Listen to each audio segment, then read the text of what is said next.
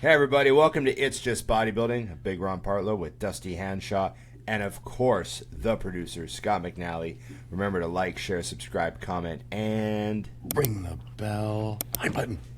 Hype button. Yes, there you go. Hit the buttons, click the stuff. Do Remember, IamMutant.com. Go to IamMutant.com. Get your hardcore ISO, get your big greens, get your Mind FK. You're all in right there. Ooh, in your there face. Scott's ready. And of course, everyone should be on the gear. So get your gear from Mutant.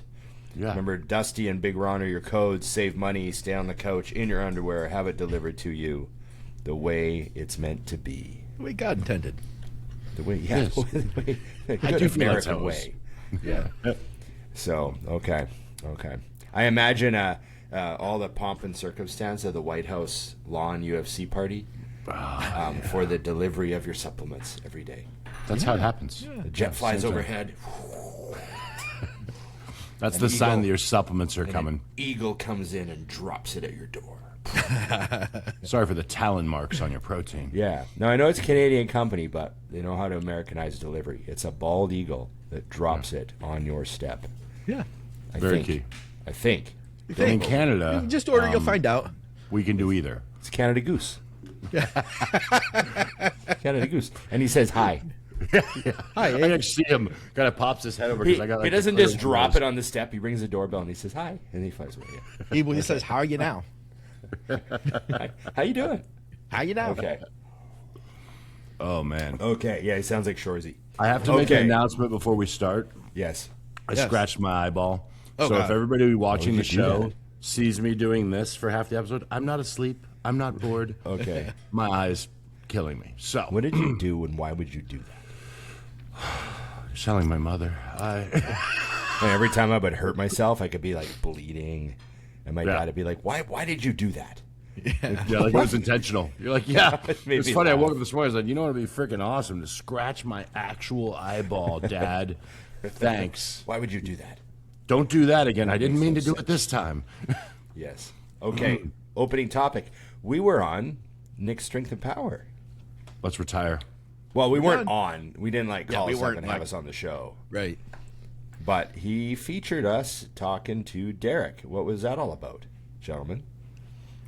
Well, it appears, according to him and the internet, that Derek's portion on our show, where he talked about being Mr. Olympia, Right. feeling like he was the best person to handle all of the aspects of being Mr. Olympia, and that he was going to retain his title, was somehow taken negatively by Hadi, and he put up a cryptic answer to it where you had to guesstimate who he was talking to, and Nick Strength and Power assumes it was Derek, put up our little piece there, and that was that. Did a little analyzing of the Yes. drama.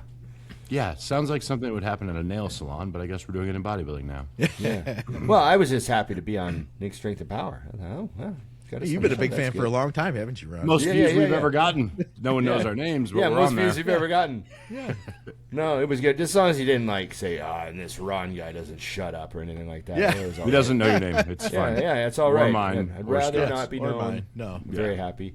But no, yeah, little exposure for the show, and it does seem like Hadi definitely, retaliated to Derek. I guess would be, but Derek didn't really.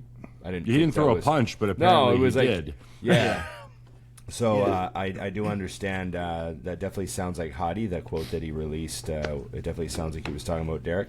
And he said, "You've been defeated many times," was the one line that I thought was interesting because Derek hasn't really been beaten that much.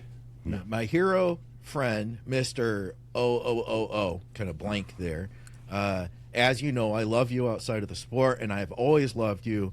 I have defeated many great professional sportsmen and ended their reigns. Please never speak of me as inexperienced, because in chess, sometimes the pawn becomes the minister and the king is checkmated. This is a lot of experience for you who have been checkmated many times. I advise you to never consider yourself the best because you have lost many times. So that was the post.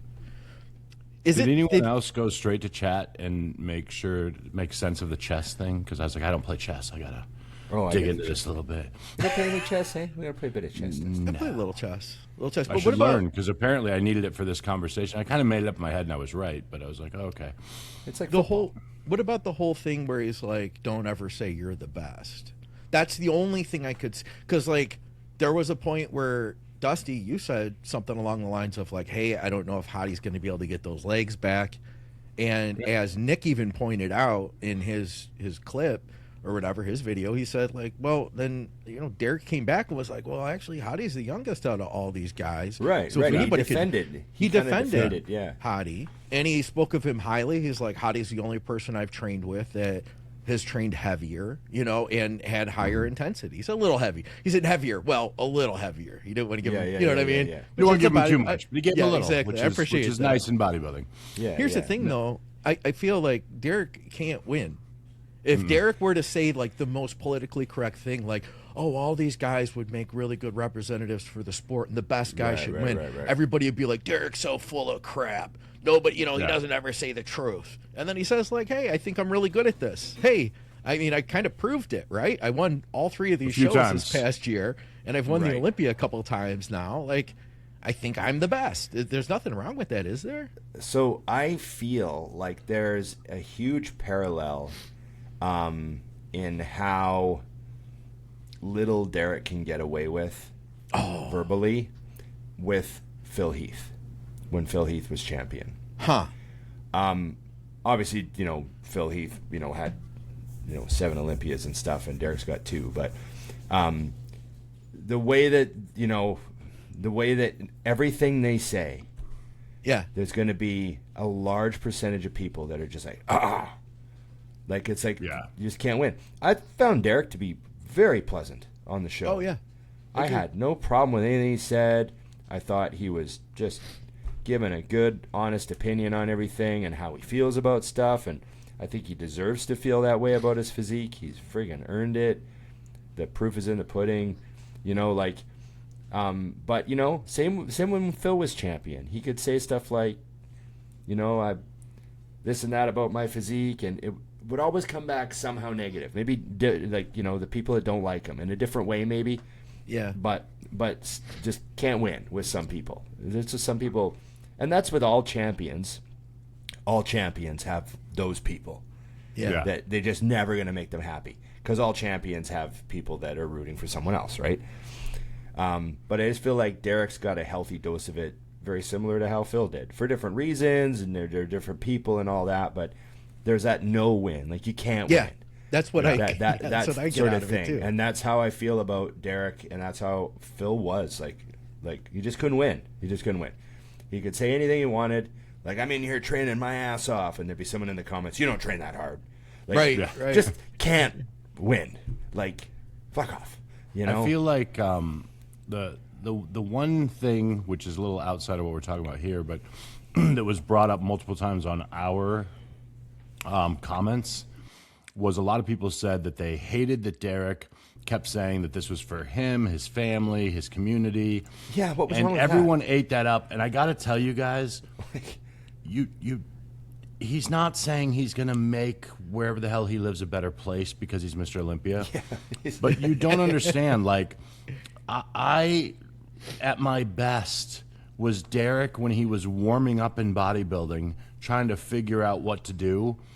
And Scottsdale had my back for every show. Yes. I mean, the amount of people that would go out of their way to check in and see how prep's going and excited when it goes well, rooting you on when it doesn't go well.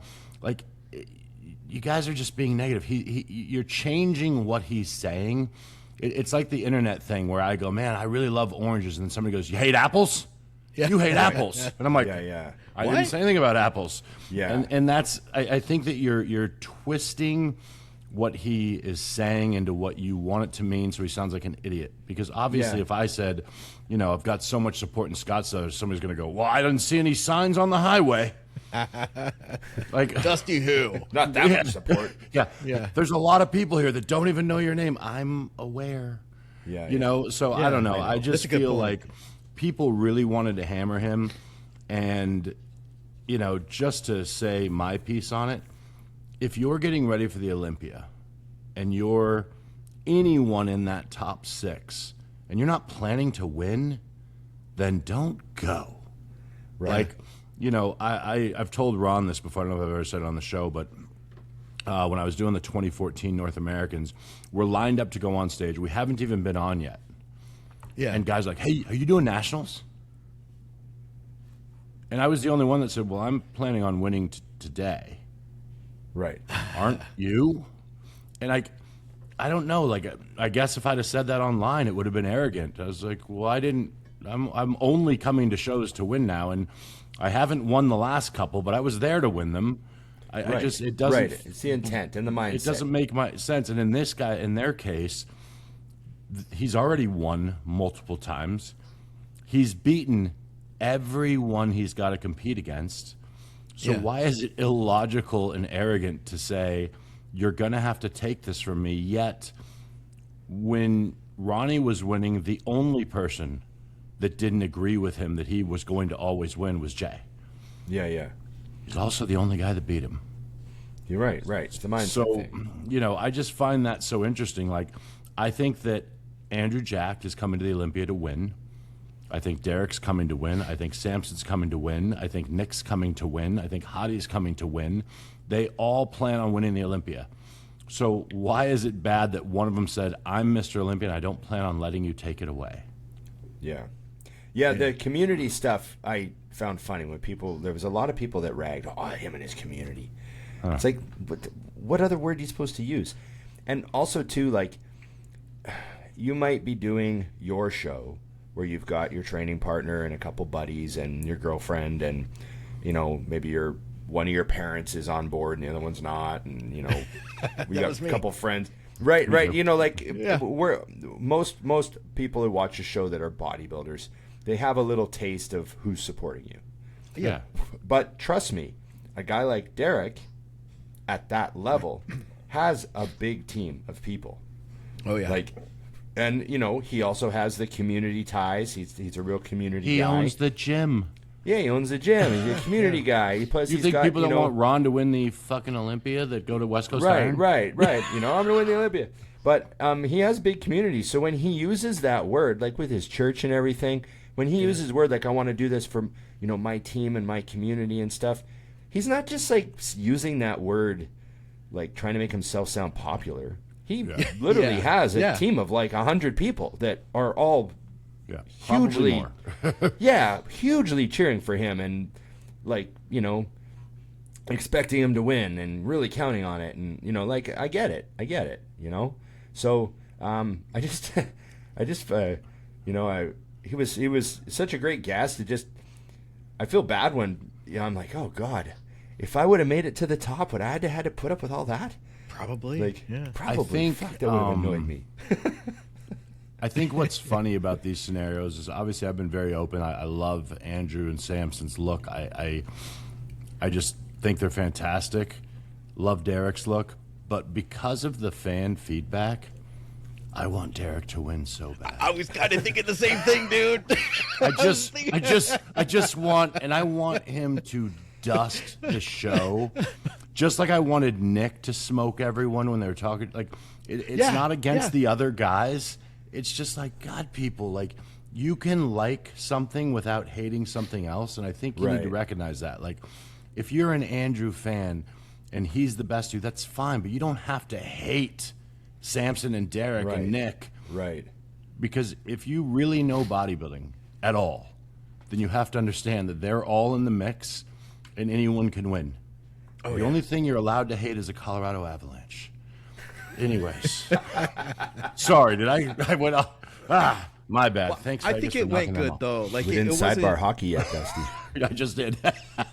It wasn't, like, you know, I'm glad nothing real negative came out of it. I got a text from VJ, and he messaged me. It was like, hey, you're on Nick Strength and Power.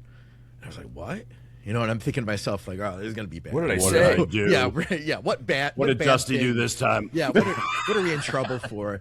And honestly, I was like, I don't even want to watch this. Like, I don't even want to see where this You're is like, going. oh, you know? God. Oh, Yeah. It can't be good. It But I can't was be. I pleasantly knew surprised. teaming up with Ron would eventually lead to Eventually led this to is this. going to be horrible. Took way longer than he thought. Yeah. I felt like Nick did a decent job. Like he just put it out there as it is. He didn't try to like turn it into something it wasn't.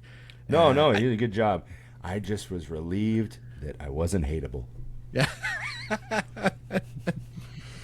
Impressive, buddy. That's impressive. Good work. Anyway, yeah, that was it was a highlight though of the week, I guess, for us.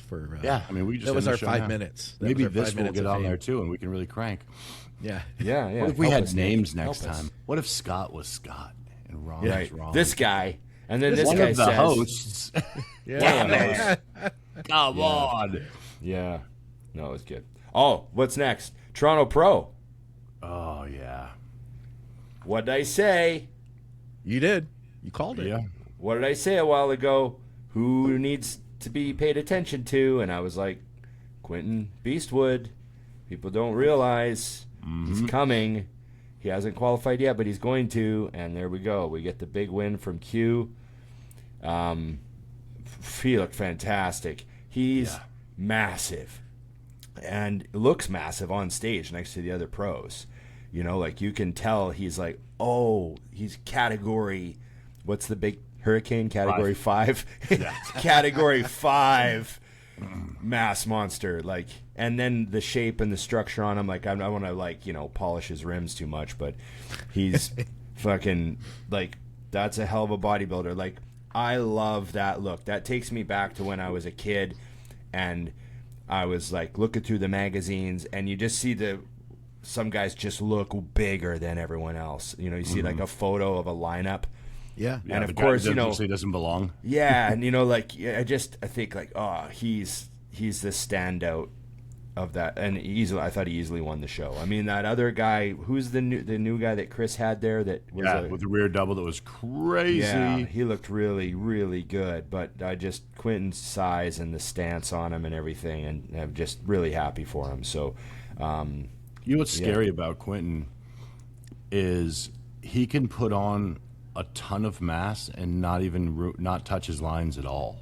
And it's not that he has to. It's just that there's room where, you know, a lot of guys, you reach that point where there's no more space, where mass will actually start to hurt you.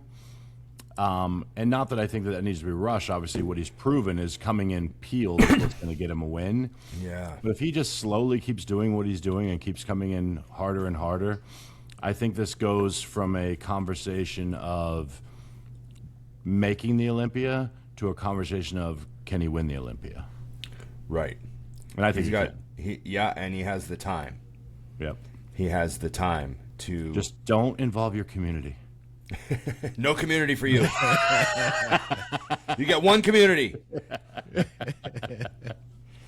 Yeah, it's no good. It's no good. Yeah, absolutely. And I wanted to throw a congratulations out there to Kellen. We had Kellen on the show. Oh, Remember, yeah. we had Kellen Wilson on. He won again. Hell He's yeah. going back to the Olympia, his third Olympia. Nice. And now I think that's his 4th or 5th pro win. His Instagram says 4 pro wins, but I don't know if he's updated that yet. Yeah. So that might be his 5th pro win. And, I mean, you got to hand it to anyone who's won 4 or 5 pro shows and gone to 3 Olympias. I mean, I watched Kellen, like, you know, we had him on the show, and I told story how he used to be, like, you know, 180-pound bodybuilder at my gym, and we, you know, used to see him in there when he was first starting. And I thought, oh, this kid's got a good back on him, but, you know, he needs to bring some stuff up, and he needs a lot of size. And now here we are, you know, going to his 3rd Olympia. And it's just really cool to have him at the gym. I'm on West Coast every day training and see the physique over time and see the work he puts in and truly trains hard training. So, like, you guys would both really approve if you watch him train. And, you know, there you go. The results speak for themselves. Going to his 3rd Olympia. I think it's interesting that you brought something to everyone's attention just there. So prior to training at West Coast, he had never went to the Olympia. After training at West Coast, he went 3 times. I'm a guy that pays attention to things that change. Hey, I don't make the rules. And only one thing changed. Yeah. I'm ignoring everything else. If I had trained at West Coast, I might have got 10th place at a show. There you go. You might. I mean, yes. Yeah. It wouldn't have worked for you, Dusty. I don't think it worked. Well, I'm American. It doesn't. No. You can't cross borders. Plus, it was a wrong era. There's too many girls at West Coast. You would have got in, nothing done. I was never mind. Yeah. Focus. Older Dusty maybe, but younger Dusty, wrong gym. Yeah. Problem. Yeah. Okay. Check out It's a good this cardio gym. It's a good check out cardio this gym you waist got on there, Quinton. buddy. Check this waist out on Quinton. Just look at this as they're standing here. Oh, cool. That way I can hate him. I love it. Here, can you blow it up? Yeah. Yeah, getting him bigger here. He looks like my size. Just look at that. There we go. Yeah. That was Just my chilling. fear every time I was backstage Just trying to chilling. get my pro card, was a guy like that to just like take his shirt off and me, go, oh, fuck, I lost again. Yeah. Just hanging out. There he is. There's the guy. I knew he was coming. Fuck. He's got that inner thigh back too, by the way. Remember he was saying he was like team thigh gap or something like that? Well, I remember I even made the joke to him that the one show he came in way too light. Yeah, and I was like, oh, wow, he has a thigh gap. Like, yeah. It was like crazy because I was like, what the fuck happened to him? And then I saw him at the next show and I was like, you don't have a thigh gap. And he's like, dude, like 20 pounds or whatever he said. Like From his adductors. Yeah, just crazy difference, So But that Scott- happens to a lot of guys. They just get dieting and they just get chasing and they don't realize how small they got, and it happens to a lot of guys. It's a good lesson, and I'm sure he'll never let it happen again. Yeah. Scott, didn't you have you had sent us a couple things? I wanted to make sure we got those early, and then you mentioned you had something that you wanted to talk about as well. I wanted to make sure we got those. All right. So I do have like 6 good listener questions today. Let's get them all.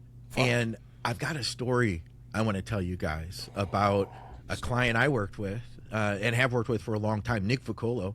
So when Nick and I first started working together, I know that name. Does he follow? Is it possible he follows me on Instagram? I'm sure he does. Yeah, Everyone I know that follows name. you, Ron. of course he does. Everybody follows Ron. Well, I don't know. I recognize that name. So when we first started working together, he was like, "Hey, you think you could like help me get abs out for the summer?" And I was like, "Yeah, I think we can do that." So we get him in shape, and I said, what do you think, Nick, if we did that again? Maybe spend some time growing some muscle, and then we get on a stage and try to do this exact same thing. And he was like, "Yeah, I'll try that," and he did really good. Eventually, as of 2024, he got his pro card in Masters. And then he took 25 off, and then he competed in Oklahoma for his pro debut. They had a Masters division. So, Nick knows he's not going to go to like the Open Olympia and be the next Bumstead. But, he's put a lot of work into where he's gotten, and he was, he's done a lot. When he won his pro card, by the way, he won it 2 times that day. He won the 35 and over, and then he also won the 40 and over. It was a pretty stellar day. Anyway, so he diets for this show, and we're talking all morning, and he texts me after, and his exact words were, it's like, "Oh, dude, like I got freaking destroyed, LOL." And I was like, "Oh, no kidding." And I was like, "It was that good, huh? Like that good a competition?" And a minute later, he texts me back. He says, "Hey, I'm gonna go eat a burger and fries." I was like, "Well, yeah." I thought about it for a minute. I was like, "Well, you think that will be good? Like, you think we need to fill out that much?" Mm-hmm. And he was like, "No, there's no point. There's no point because it's over." And I didn't do good. I was in the second call out. So I was like, "Dude, like, this might be the only time." Like, so he's one of like a guy like me, like average dude who had worked his way all the way up to this.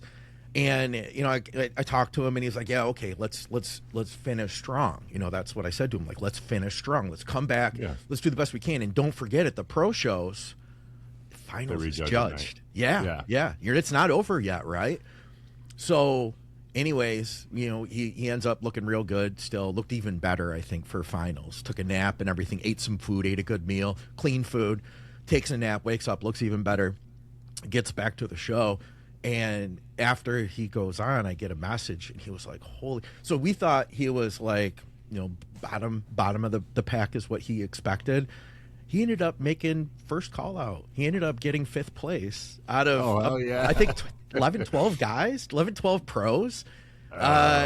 He was ecstatic, dude. He got to take home hardware at his first freaking pro show, So he said that, like, and I hope I can get video of it. I hope his wife took video, but he was like, my face must have looked so dumb up there, because he totally didn't expect it. He was ready to just give it a wash, like, we're done, but he turned it around, dude, and it turned out. So here's what happened. I analyzed it after and looked at the pictures and talked to him. So they judged brought out 6 guys. Then they got rid of the top 3, put them aside, and then they brought Nick and 2 other guys in. So he thought it was a second call out, but really it was 4th, 5th, 6th, 7th, 8th. And he was splitting the middle for that whole thing. Which means the entire time he was right around 5th, and if he'd have went off and blown it, he'd have been falling down to.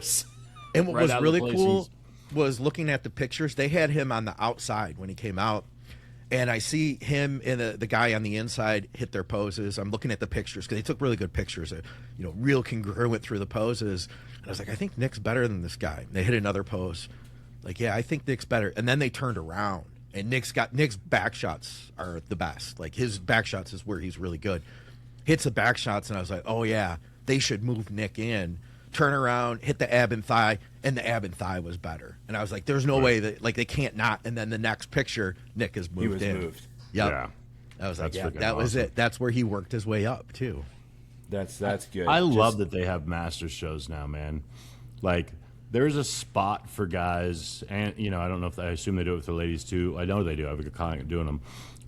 To go and not everyone's doing this to make a living directly from bodybuilding. It gives you a place to compete against the next level, yes, but not the level that you're not competitive, because it's fun. And then if you want to jump into an open show, you can, but, it's a lot more fun to go into a master show and be like, I'm going for top 5, than going into an open show and going, I just try not to get last. Yeah.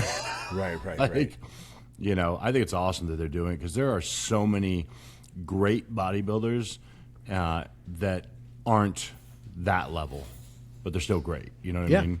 And I gotta hand it to the Masters guys. Like, I mean, I would be one, if I were still competing. I mean, I'm 50 now, so I'd be that Grandmaster category or whatever the hell.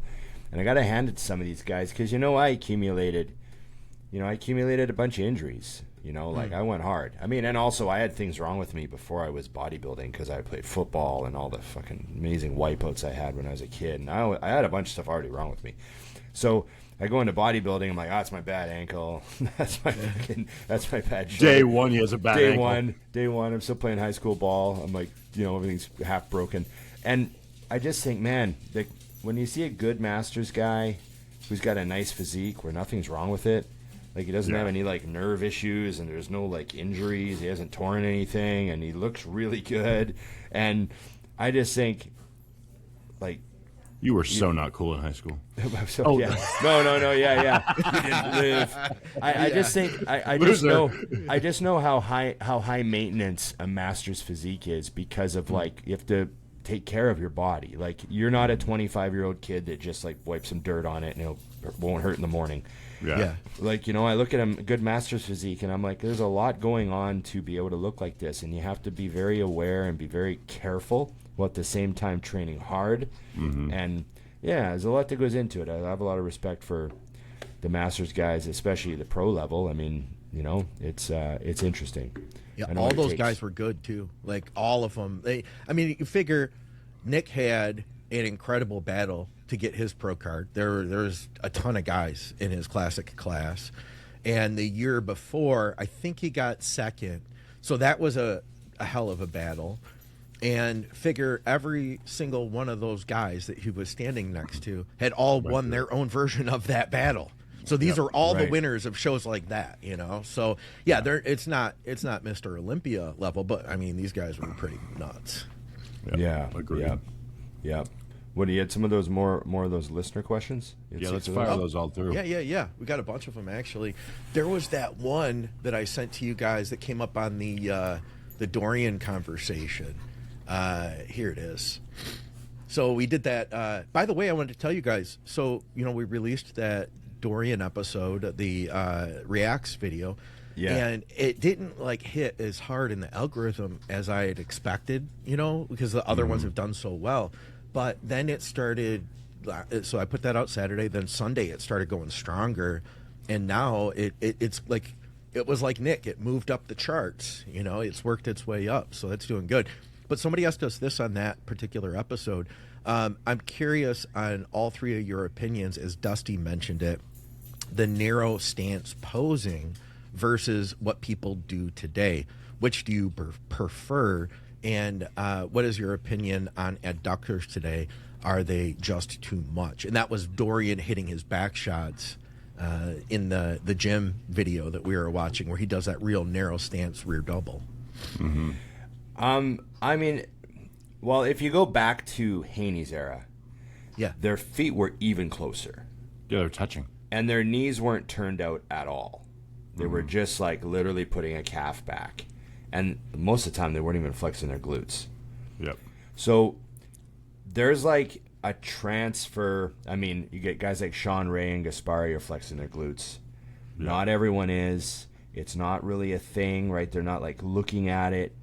And then Dorian comes along, and he definitely flexes his glutes and flexes his hamstrings. Yep. And I don't want to say Dorian's the one that changed posing to the next degree, because then it changes again as we go to the super wide, crazy, turned out stance, right? But I do think Dorian was a lot more aware of you know how I say when guys have good calves and they don't flex them in the back shots, it just kills me. Yeah. Right? Dorian did not do that. He had those crazy calves, and he was very aware that I'm putting that calf back, flexing it. It's going to blow everyone else's calves away. He didn't waste any of those shots, and that's where I got that from, is you can't waste. His hams are tight, his glutes are tight.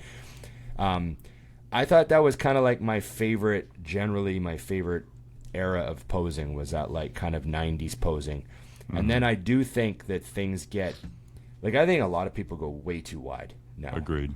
Way too wide. And people say, "Oh, Branch does it." And it's it works for Branch, but Branch is a very specific type of physique. Branch did a lot I wouldn't do.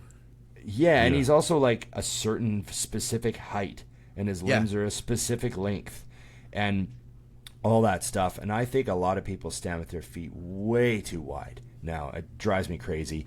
I also think that there's something you look at the old front relaxed where guys are standing more front relaxed, they're not as you know.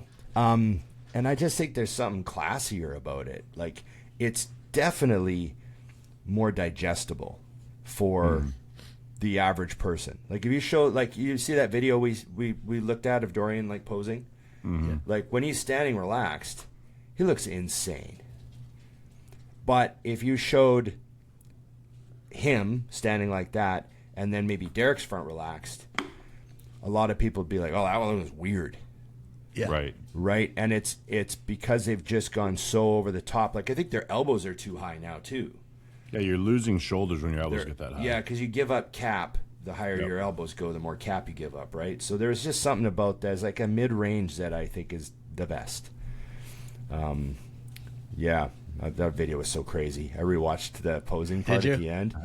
So good. Because, as we're doing it, and I was kind of trying to find something on my phone. I was are those Jordan 6s or 7s? Yeah. And I was obsessed with that. I couldn't help myself. Ron left the conversation. I was rewatching. I was Ron, you're the guy who's supposed to be reacting right now. I was are those 7s? He's having his own reaction. Yeah. And then it really bothered me.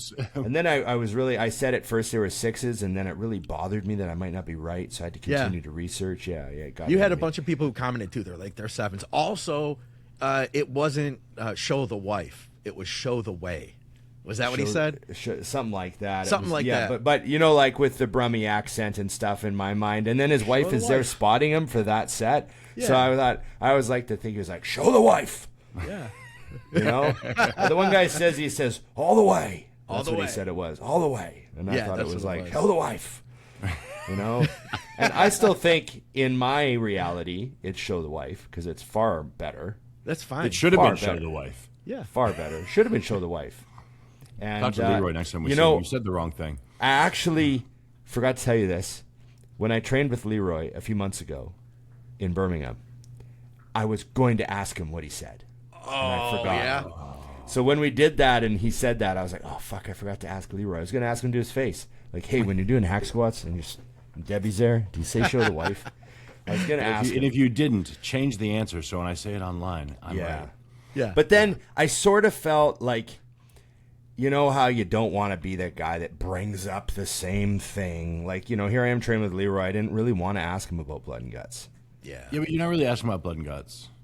No one asked him that before, I promise. You know what I mean? That's true. Yeah, You never- sure. you didn't ask that would him probably that. be a pretty unique question, Yeah, very that's- specific. Yeah. But I just like, you know, all I said to him was like, oh man, it's crazy to train with you after like, you know, growing up watching the video. And he's like, yeah, like, yeah, it was good. But I left it at that. I didn't like, so at minute 23, like, you know, like I could tell if you did that, I imagine Leroy would be like, what the fuck are you on about? I don't even remember. Like he Right, probably wouldn't right. even, he probably hasn't watched that video in 25 years. He probably wouldn't even. You saw it the day it came out and he was like, Yeah, he probably watched it once, right? You know what I mean? or he's like me and he was there, so he doesn't watch it at all. Right, he didn't watch it at all. You know, I heard it did well. Got no money for it. You know, Right. So yeah. Yeah, I would talk. I know he said he wanted all three opinions, Scott, but like, same. That's Yeah. that's my additional is same.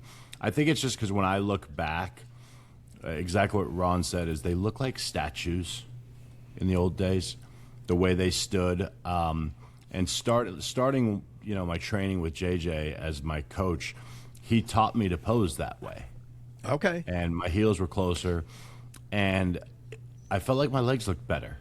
And I think that's the thing that more bodybuilders need to do and continue to do it as you continue growing is put your feet relatively close, hit the front relaxed.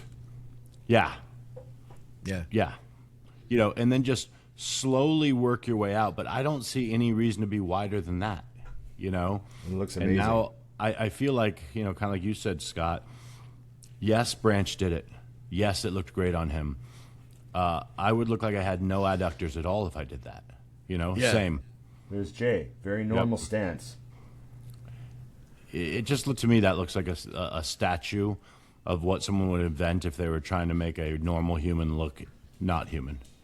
I tell people too that the smaller your limbs are, and then the further you stretch them away from your body, the smaller they're going to look. Yeah, the lankier they are. Yeah, look at that. His heels are touching. Yeah, they really are, aren't they? Yeah, such a good shot. Like some people go way too wide. And then another thing, and I don't want to do a posing rant, but I watched a bunch of posing clips this week as Toronto Pro, so I watched a bunch of posing. I think that guys are doing, and I don't want to word this meanly, but the dumbest shit when they set up their back poses. There's okay. all this unnecessary, ridiculous over motion drama. Like Yeah. I don't get when you turn to the back. So my philosophy is never put yourself in a position where your physique doesn't look good. Yes. Right? So what I hate, and I'll use the word hate, it's a very strong word. I hate it when Also people already said stupid shit. But go stupid ahead. shit, and I hate it. When they turn to the back and they put one leg back, Yeah. and then they turn their knee in on purpose to try to like grab the ground with their foot, and then they turn it out to squeeze the glute. Huh. Okay. Have you ever seen anybody do that? Mm-hmm. So they like collapse their one knee inward, and then they looks like horrible. crank it out. But for the 2 seconds or the 1 second where your knee is turned in, and then you pull it out, you look terrible. Yeah. Your leg looks terrible. Your glute looks terrible. Your back shot looks weird. You look just odd standing with your knee. It just looks bad. And I don't ever want to look bad on stage. Yeah. So I would put my leg back normally, and then I would just crank it out. Yeah. But I wouldn't turn it in and then crank it out. You don't have to do that. and then the leaning way forward. Oh my God. Oh yeah. Grab the lats, and then they stand up and open the lat spread. But now you just look terrible because you're turned around and bent over. Yeah. So like your ass is that. sticking out at the crowd, and your back looks small and distant, and it's just a weird position to put yourself in on stage. You know, I would just turn around, hit the Christmas tree, then go up and do a shot or lat spread or whatever. But I wouldn't like lean way forward and like wrestle around and do this big dramatic thing. I just think there's way too many positions where you don't look good being used as transitional stuff. I don't get it.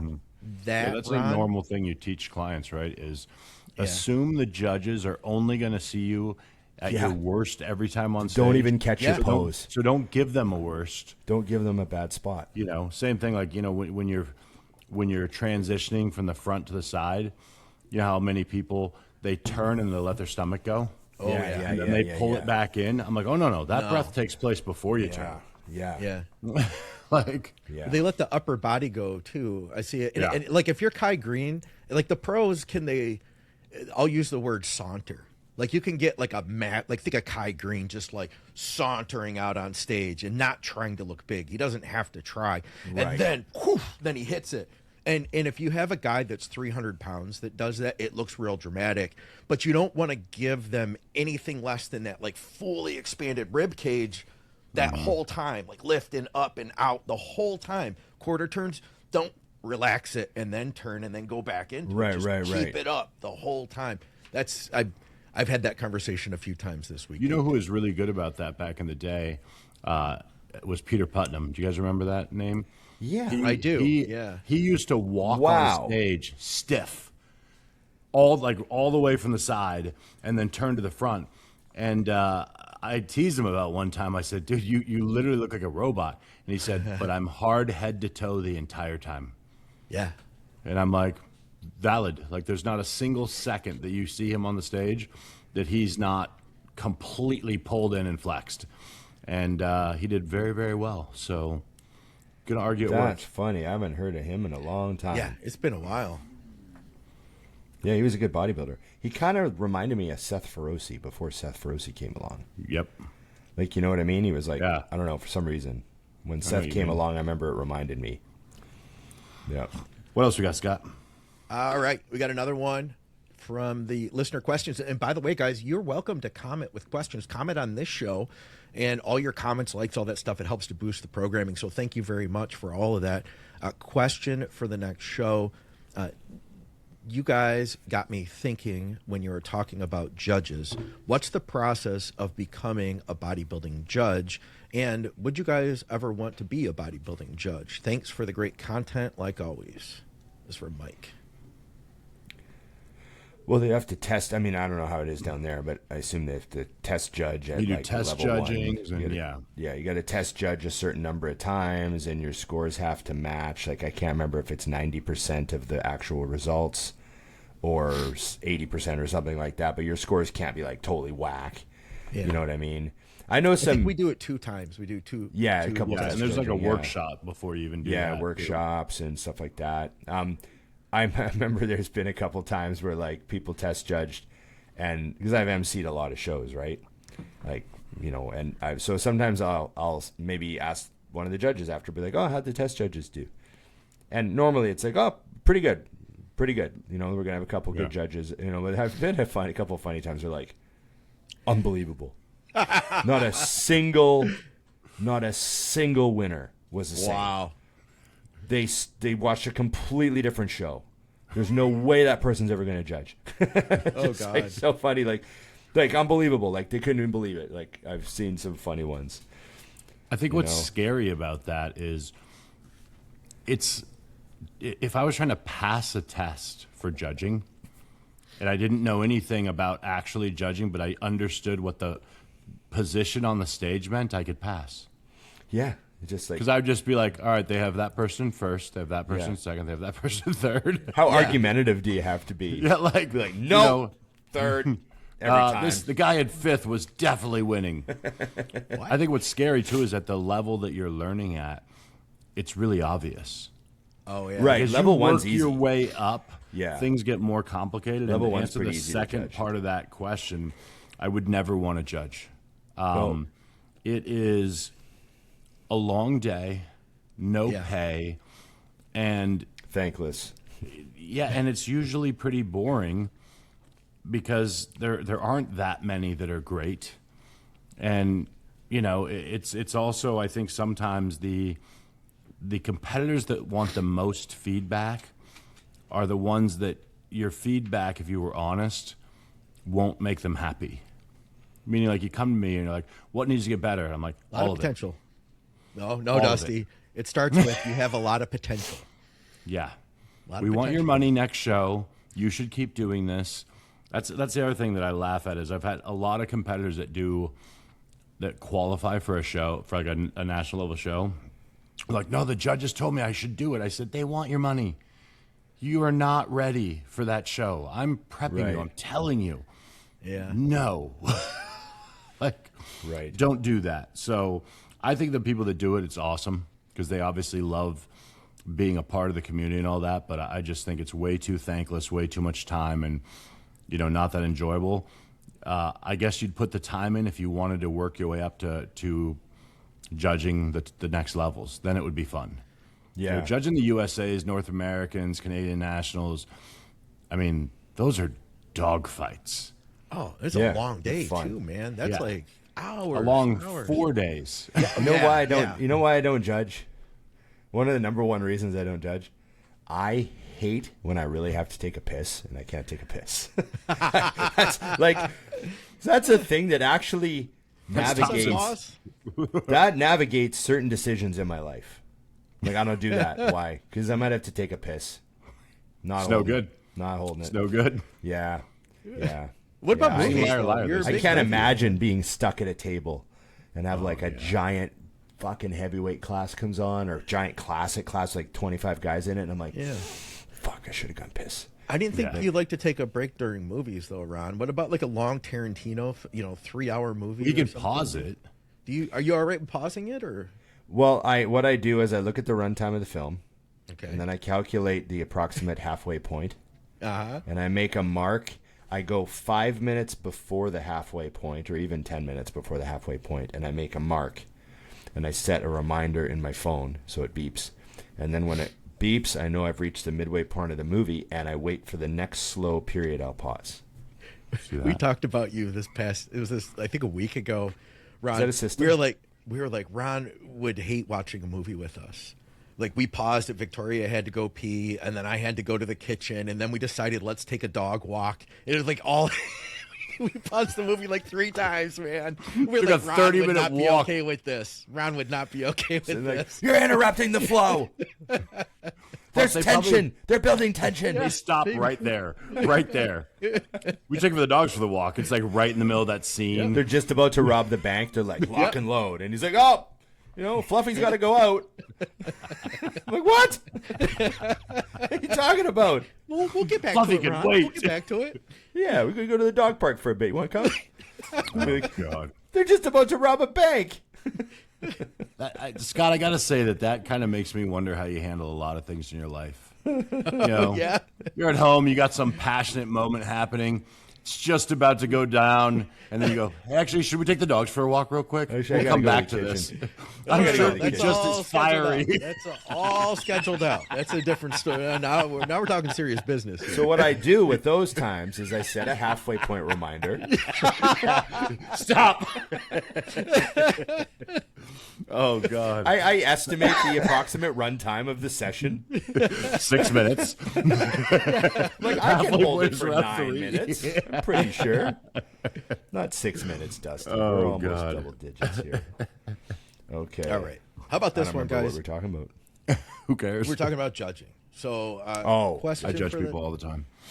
Hey, guys, what do you think about competitors who have been competing for 5 or 6 years and are still competing in the true novice and novice class? I saw this at a show this past weekend. The guy that won true novice class has been competing for years and has a national level physique. Would you also put the fault on the promoter and the coach for allowing this to happen? Well, yeah, I mean, aren't there rules about novice? Like, Thought so. you can't have placed. A true novice is True novice you were is- first show. First The end. show. Yeah. Yeah, it can't be your Thought. second show. If you're a teen and you've done a show and then you move up, you're 20 years old now, you're not a true novice anymore. Yeah. That's an easy answer for me. I think they're all douchebags because why?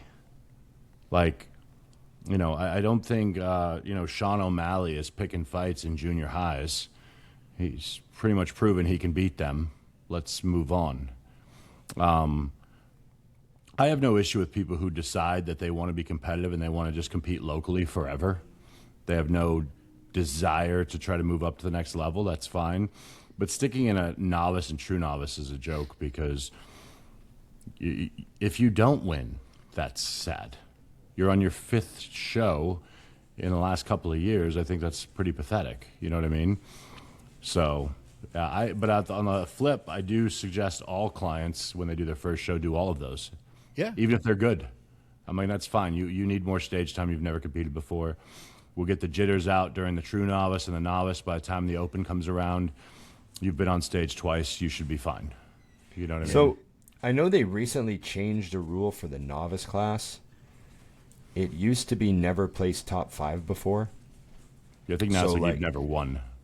And now it's if you never won, I believe. They made it a Oh. little easier to do the novice class.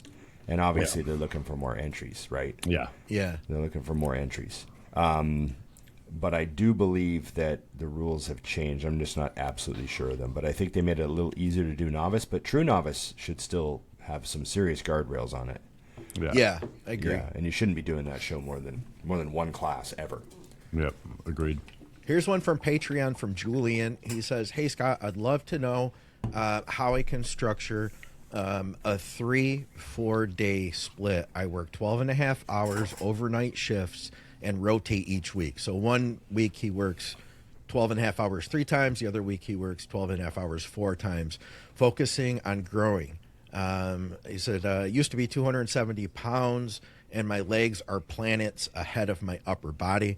Would love feedback." So we did cover this on Blood, Sweat, and Gear too, but I wanted to bring it to you guys to get your opinion since he was a Patreon subscriber.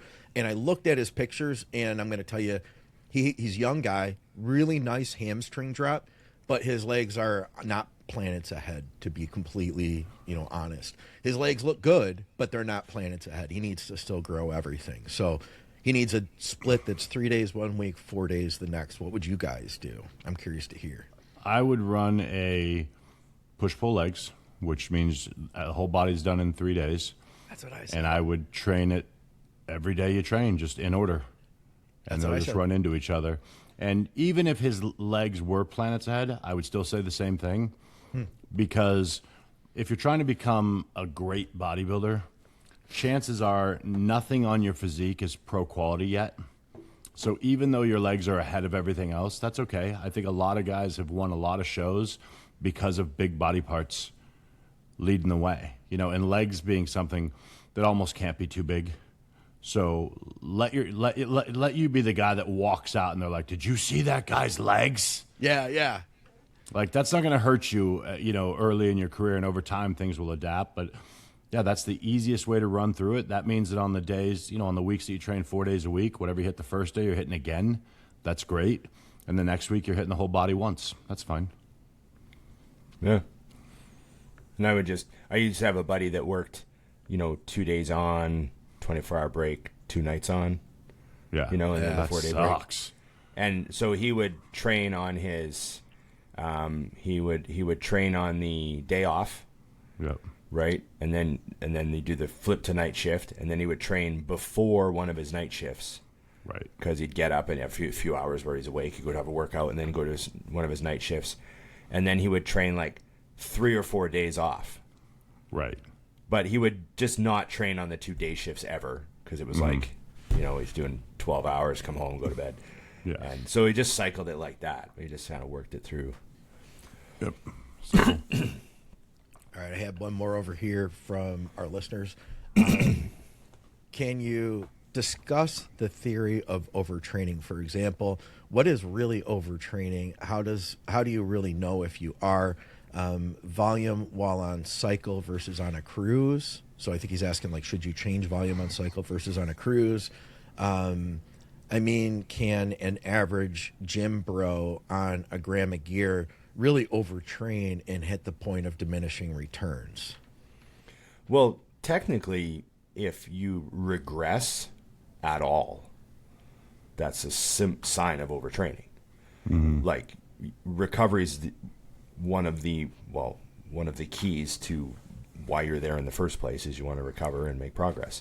So, you know, it's one thing to, like, have a bad set here and there or something like that. But if you have a workout where your performance is actually down, like you're looking for 8 reps and you get 6 reps, and then you're looking for 10 reps and you get 7 reps. Like, when you actually have a performance down workout, there's a recovery issue. It might be one time, like maybe you had bad sleep 3 nights in a row, or it might be like systemic and ongoing. But it's hitting you now, and you have to recognize that. That's the key, you know? Like, if you're growing and making progress, let's say your strength is going up all the time, then you're recovering properly. And so I know some guys will say, like, oh, you know, Dusty's talked about this many times. You give someone a program and they go, this isn't enough volume for me. And I go, well, just do it. Just do that volume. And then they're like, is your strength going up? They're like, yeah, my strength went up a bit, but I'm never, like, they just feel like they have to do more. Some people feel that way. They always feel that way. But then there's people that, you know, the other way, they're so afraid of overtraining that, you know, they hold themselves back. But it's a real thing, and it's just it's dependent on your performance. Your performance should be the number one guide as to whether you're, you know, recovering or not. I think you also got to remember it's a moving target, right, for everyone. For example, one of our good friends at the gym, who hopefully will be going pro this weekend, she trains as hard as anyone I've ever seen. Complete psychopath. Love it. She'll do 24 sets of legs. Right. Twice a week. And she's put on size in her legs, noticeable, during her, you know, she took an extended off season. And I pulled her husband aside like 2 weeks ago, and I said, hey, man, she's made progress, but not as much as she would have. Huh. She trains like someone who's doing 12 sets, but does 24. Right. It's too much.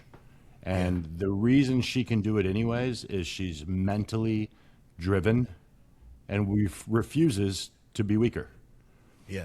And there is a line there. So I definitely agree with everything Ron said, but I think you should play with it. Even, you know, say you're really low volume and you're getting great results. Don't be afraid to say, all right, let's do this next blast period. I'm gonna go up a little bit in my volume and see what happens. Do you get better results? Do they stay the same? If they stay the same, then it didn't help you. If they get better, it did. If they get worse, okay, that was a bad move. And that should happen in both directions, because, you know, I hate the term, no one will outwork me. I'm like, well, we don't score that. Right, no one cares. So, it's putting in maximum output for the right amount of volume for you. And volume, frequency, and intensity all have to be weighed in when you're looking at this question. And that's the part that people miss. I just started doing a new thing, guys, last week on accident. A guy reached out and he wanted a training program only. And I said, I don't do that. It's just, I said, I can hand you a program, charge you $50, $100, it's a waste of money. Like, you can get 1 million programs online, because what matters is how you do it. And he said, well, can you teach me how to do that?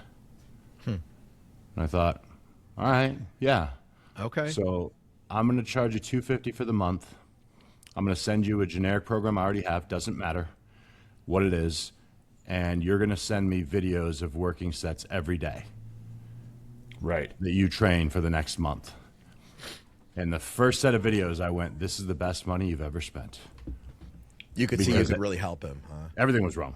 Okay. And that sounds like a horrible thing to say. That's great. That means your money was well spent, you know? Yeah. So we're going to make drastic change. But he's an example of a guy who, if he was toying with his volume and he was toying with all these other things, it wouldn't matter. Yeah. Because none of it is there yet. You know what I mean? So I think it's a great question that we can't give you a straight answer on, because you got to figure that out for yourself. And, you know, my clients all start, I literally, because there's a huge thing online where everybody says, oh, I got a copy-paste program. I'm like, yeah. Mine literally says, this is a generic push-pull legs program. This is a generic higher volume. Like, I write right in it. Because we're starting there, and then as we watch your body and what you like and what you don't like, we're going to change it here and there. But I don't sit down with somebody who's 2 years deep into bodybuilding and pretend I need to create a program for them. You need to train your body, and then we're going to figure out what works and what doesn't. Like Ron says a million times, you know, oh, I'm doing this machine and it hurts. Well, let's not do that anymore. Yeah. I do this machine and my triceps feel like they're just blown out huge. Okay, perfect. We're keeping that forever. Yeah, Right. Right. You know, so be mindful of that, guys, when you're looking for these answers. Is some of them you're going to have to figure out over time. And that's why when you watch top pros, you realize they're all training intensely, but very differently. Look at Jay's training, look at Ronnie's training. I don't suggest either one of them switches for the other guy. Right. They built the program that works for them, and I think that's what you need to do too. agreed. Mic drop. Agreed. Good talk about Yes. it. Okay. I just run out of things to say and stop. I'm not a great storyteller. That's Is he good. That done? was I think that he's was done. the last one I had for listener questions there. Perfect. That was good. I had something here. How do you guys feel about, you know, there's, and it's not the first time, but currently there's a lot of this sort of selling of expertise related to peptides. So there's like, you know, the whole peptide expert industry is a thing. You know, I see coaches posting all the time like, you know, DM me for my peptide plan, and here's the peptide that you need, and here's this. And it reminds me of some other areas where people are selling expertise where science doesn't even exist yet, right? Like there isn't even a human trial done with many of these peptides. People don't realize that. They think everything's, oh yeah, they've been doing it. No. There's some that have human trials. Many of them have zero human trials. So they're selling expertise. They're for a guy, and like I don't want to like gatekeep, but like, you know, you have a guy doesn't have a molecular biology degree. He doesn't have a pharmacology degree. He doesn't have any university studies with anything even related to the entire field of bio/medicine/anything. But he's selling his expertise on an area where there is no human studies. Right. And So he just- hasn't researched. And he hasn't researched because there Other is no than- research. Other than like ChatGPT. listen- yeah, well, and listen to others, and I've Right. seen. So yeah, I watch, and I'm not gonna like be like, oh, I'm calling this guy out, but there's one guy that I've watched a ton. What's his name? He is I believe he's a physical therapist, and Right. he had done a ton of really great physical therapy and mobility content. And I've sent his videos to countless people. Like, you got shoulder issues, you need to look this dude up, find his stuff. But then he rebranded himself, and now he calls himself Dr. Such and Such, and everything is, he doesn't say I'm a peptide expert, but he, you know, as Scott Stevenson has put, he said, and I'm not saying that this is this guy, but people will like have this tendency of like memorizing about a dozen like real popular science buzzwords and then just kind of like dropping them into sentences at various places. And sometimes the they don't time. even make sense. Right. But only the only doctors know they don't make sense. I'm over here going, that sounds very smart. Right, yeah.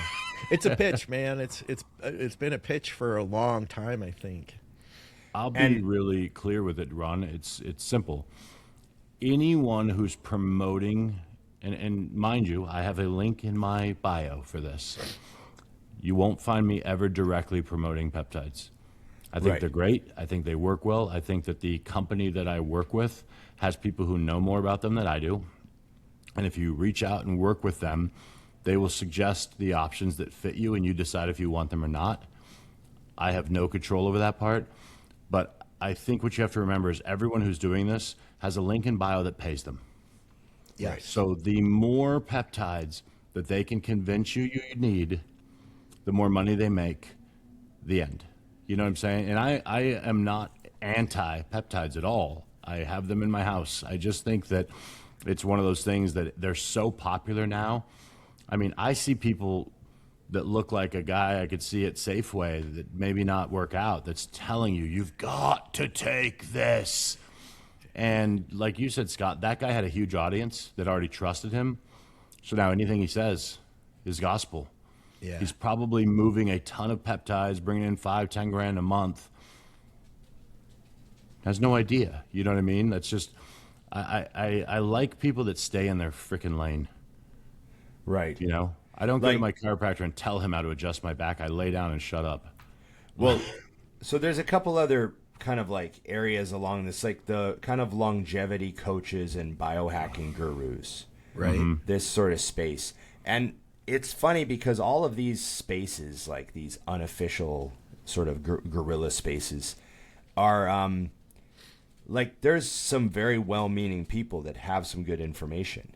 Oh, absolutely. In these spaces, right? Like in the longevity coach arena, there's like a bunch of people that are doing as much as they can to experiment on themselves. Like they're doing all this crazy. It's like that. I don't know that guy's full name, but that Brian dude that's like trying to live forever or whatever. He's kind of famous. Yeah. I don't know if you know who I'm talking about. Yep. But like he's doing all this stuff and everything like that.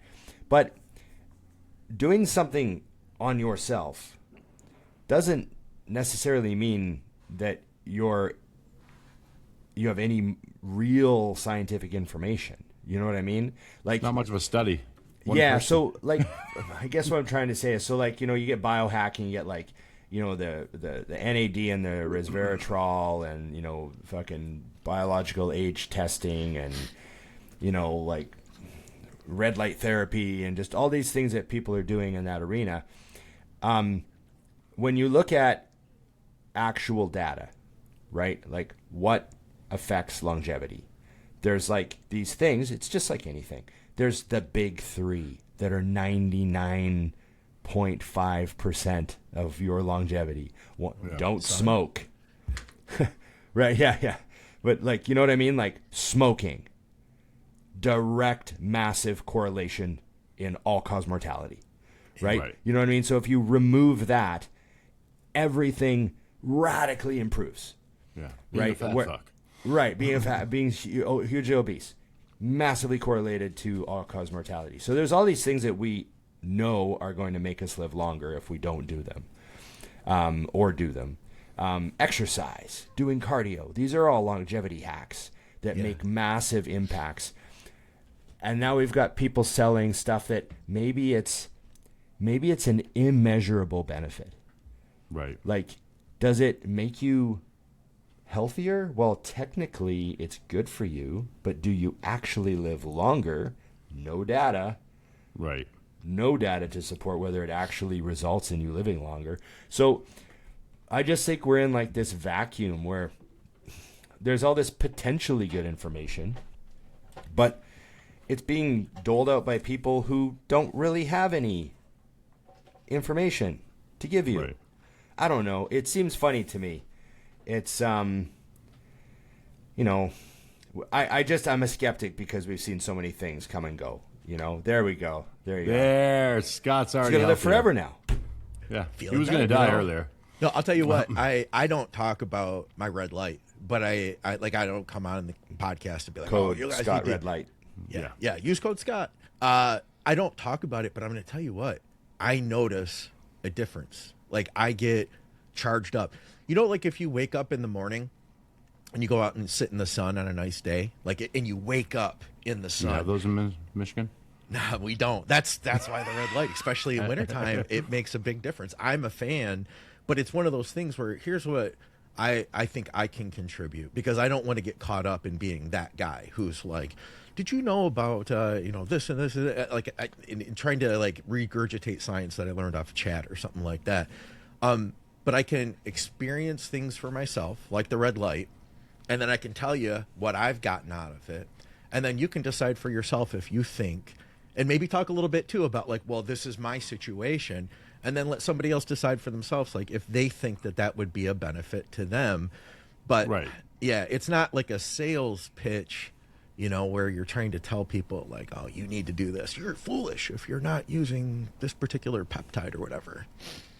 No, I agree. And I think, you know, Red Light actually, Scott, has a ton of factual data now. So there's definitely a difference. But I think the main thing, Ron, is and they say this in business too, like you really, like it used to be you don't want to pigeonhole yourself. Now it's like you do. As much as possible. Yeah. Take it as far as you can. Like don't say I coach anyone. Right. No. I work with women between the ages of 40 and 48 that have 3 children and a job that pays $100,000 a year and a husband that's an asshole. And that covers almost every American woman. But anyways, you know, that's what they tell you to do. And I think that's why people do it. It's why it works as far as a successful business. But, you know, it's definitely missing the mark on a lot of accuracy. It's why I love Lane. I love following Lane to just watch him annihilate things where he's like, he's just made that up. That's not true in any way, shape, or form, you know? So I wanted to switch gears a little, lighten it up for a moment, do a little overrated, underrated. But Scott, All right. today, you can do accurately rated if you can defend it. Okay. Hey, every time I've defended it. Just to be I clear. don't know if Yes, I've been Steve. good defenses. Sometimes, Yeah, I was gonna say, you have to win us over with your defense. sometimes All it right. sounds like you're being nice to a kid. So I got a bunch here, and You're we're gonna go still all over special. the place. You're an Judges' accurately feedback: rated kid. Okay, go. overrated or underrated? Way overrated. I'll go with accurately care what rated in the- this case then. See what happens when I give it to him. Use it every time.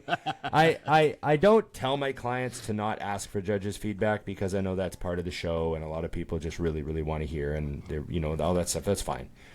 But I usually tell them eventually over time. Like, usually first show people want to know judges' feedback all the time. But I usually tell the more experienced guys, don't ask the judges' feedback. Don't even talk to them. Just go back. You know what you need to do. You don't need to hear them say. It's just, and this isn't a hack on judges. I understand how much pressure and time, and they just did a volunteer day that was 16 hours long, and now they have to Right. talk to all these ridiculous bodybuilders that think they should have placed better than they did, and they didn't look that good. And you have to give them all this feedback, so they just get the same generic feedback for a lot. Well, you need to like bring up your back, and you Be a need little to add sharper. a little sharper, and you know you could have been fuller through the chest, and then a lot of times it just confuses people because the judge is like, well, the other guy was fuller through the chest and delts, so now they think, oh, I wasn't full. Right. I need to eat more carbs. And it's like, no, you're as good as you're gonna get. You're just small. But he's bigger Like, than you in the chest. the judge used the word full because like a visual term to him, but Yeah. in your head you're like, oh, muffins. Right. And it's like, no, not everything's just fixable. Right. Like, your chest fullness problem isn't a carb issue. It's you. You need a chest. Yeah. Like, so I discourage communication of any form with the judges. Leave them alone. They don't want to talk to you. I don't want you to talk to Let them. them go home. Just let them go home. Leave them This alone. guy wants to go. They don't care. They don't remember you. They just looked at 1,000 people. There's too much. Don't ask them. I'm just. Here's But what I'm those going of to you- say accurately rated then, though. There we I'll go. say There this. we go. So, I'm with you, Ron, 100%. Like, and I remember genuinely asking Remy Berminga, who's a national level and pro level judge here in Michigan, also promoter of the Michigan State Championships, which is a good show. And he's like, Scott, I'm not going to tell you anything you didn't already know. I looked at you for 5 minutes. Right. You look at yourself in the mirror every Perfect day. feedback. Yeah. The greatest you- feedback of all time. Yeah, I like Yeah. this guy. You could ask Remy anytime Yeah, you want you can ask to. Remy. Remy's okay. So here's the other side of that, though. I feel like, working. Not everybody can see themselves, and I have a long time client, Andrea Watson, who has put on a ton of muscle, and she needed to move up to figure. She's been doing really great in bikini, but it was like time to move up. And I was trying to talk her out of training upper body, and she's like, no, these other girls are way bigger than me. I was like, no, we really need to stop training all upper body if you're going to stay in bikini this season. Then she goes to a show, and the judges tell her, you are way too big for this division. And then she goes to the second show, and the judges tell her, you're figure, you're way too big. I think sometimes hearing the same thing from multiple people can be helpful, especially because we tend to get a little bit delusional about ourselves. But I also think it's just good to hear the perspective. But I'm with you, Ron. It doesn't always translate, and you got to understand how to translate what they're saying. And they also you have to understand too that they don't know your physique like you do. I remember coaching a girl who went to she was like 10 weeks out, and she went to a clinic, and there were judges there, pros and judges, and they were like, oh no, girl, you're ready to go, girl. You're like, you look good now. You don't need to get any leaner. But what they didn't know is that when we pulled more weight off of her, her waist was going to get so freaking insanely snatched in that it'd be unbeatable, right? But they couldn't see that because they just saw like, oh yeah, there's an average girl in front of me she looks lean enough to do it now. But they didn't know what she looked like. And then, we come in after that, and she did real good, a lot leaner, like way leaner than what they thought was okay. But that actually caused some conflict between me and her, like, how lean do we really need to get you? And I was like, no, we need to get a lot leaner than this. Yeah. That's not good to have to argue with someone when they're hungry. Right? Okay. Pre-contest cheat meals. Wow. Well, I guess if I have to, I'm a hardliner. I'll pick. I would say they're overrated because you don't need them. You could do clean carb high days with more fats. You can do steak and rice in huge amounts for a day and fill out really good. So they're overrated. You don't need them. You don't need to eat anything specific off plan. You know what I mean? And it's body to body and person to person, and how lean are you, and how does your body recover from or handle this type of thing. But I would say, I have lots of people that go through the whole show with clean carb high days, and after the show they're like, oh, I can't believe I can't believe I made it with no cheat meals. And I'll be like, oh yeah, you didn't have a cheat meal. Like, it didn't even cross my mind. Like, you just had high days. And so, yeah, overrated. Scott's tongue is bleeding. Go ahead, Scott. I want to say accurately rated just because I can, but I'm never giving him this again. And I should take advantage of it. But I'm going to say overrated as well, because I use that high carb refeed as an opportunity to see how we're going to load you for the show, because we're probably not going to load you with cheeseburgers and pancakes guys. Right. Yeah, so like each time you load, that's an opportunity to say, hey, let's check back in tomorrow morning, see what happened, and then the next day too. Maybe you look better 2 days after that. So yeah, I'd say, especially from the competitor's perspective, because when you're that hungry, they're really great. You know what I mean? And you get yourself back into a normal perspective. Let's fast forward back into your next off season, and let me ask you, like, did you really need that? And you're probably going to say it was overrated. Yeah, I agree 1,000,000%. Plus, think about how much food volume you get by having those kind of calories come from the cleaner foods. Yeah. Because at the end of the day during you get prep, like 6 huge meals you on a are high day. Starving. Yeah. And a cheeseburger and fries, you don't even realize it's gone, and you don't even think, you're like, did I even taste that? Yeah, and like, 2 hours later, you're like, time for another chicken and you're vegetable meal. Dying. Yeah. So I also think from another perspective that is, I got into doing that kind of when the world was doing it, because I was like, that's fine, I can manage it. But I find then clients are hoping for them every time they check in. Yeah. They're like waiting for the next one, well, maybe today, and they'll even tell me, I was hoping with me being a little flat, you were going to give me I'm like, we're looking past what we're really doing here, which is getting you in the best shape possible. Yeah. Because you're just dying for me to tell you to go get a smash burger. It's not to say I don't use them still, but I don't think that they're a necessity. I think they're drastically overrated. Step counts. Overrated. I mean, they're a tool. You can do things that way if you want, but they're you know, I know people that are they've become like, and you can do this with anything, but they become like psychologically enslaved by their step count. And I know more than one person who's very like, they could have gone to the gym, trained legs, done 30 minutes of cardio, and they're still like, oh my God, my step count's only 8,000. I've been so lazy today. Female, by the way. Big surprise. But they'd be like, oh, I've only had 8,000 steps today. I'm like, you had 8? I had 3. I had 3,000. Yeah. Right? I don't do anything. I had 3 total. Yeah. 3 total. Yeah. I'm like, what do you mean you did cardio and you worked out? It's like, yeah, but my steps are so low. I'm just like, who cares? I used to get ready for shows literally just sitting on the couch playing video games. Yep.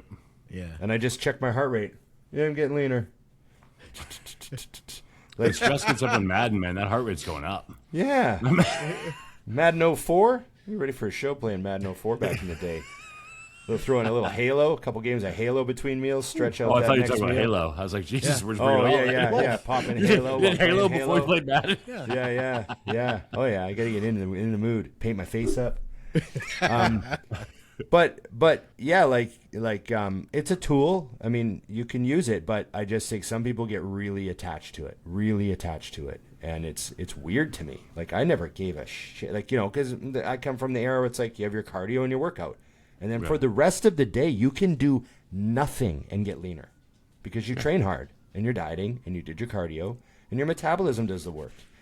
I like the idea of step counts for certain people who, you know, those guys that you have where, like, sometimes it's handy. Like, I have a client, he's like, hey, I get 10,000 steps a day at my job. I keep track of it all the time. And then he's also got a naturally lean physique and a good metabolism. Yes. Yeah. That guy gets no cardio. Yeah. Right. And he's at like a 9-to-5 job. His steps are the same every day. It's very consistent. So for him, it's a great tool to use. I'm like, oh, okay, we're going to do no cardio for now. Yep. Probably never for the rest of the prep. And he's just been getting leaner, right? So, but I would say it's overrated because some people just get so fixated on it, and it's, at the end of the day, if you do your cardio and you get your workout in, it's all that matters.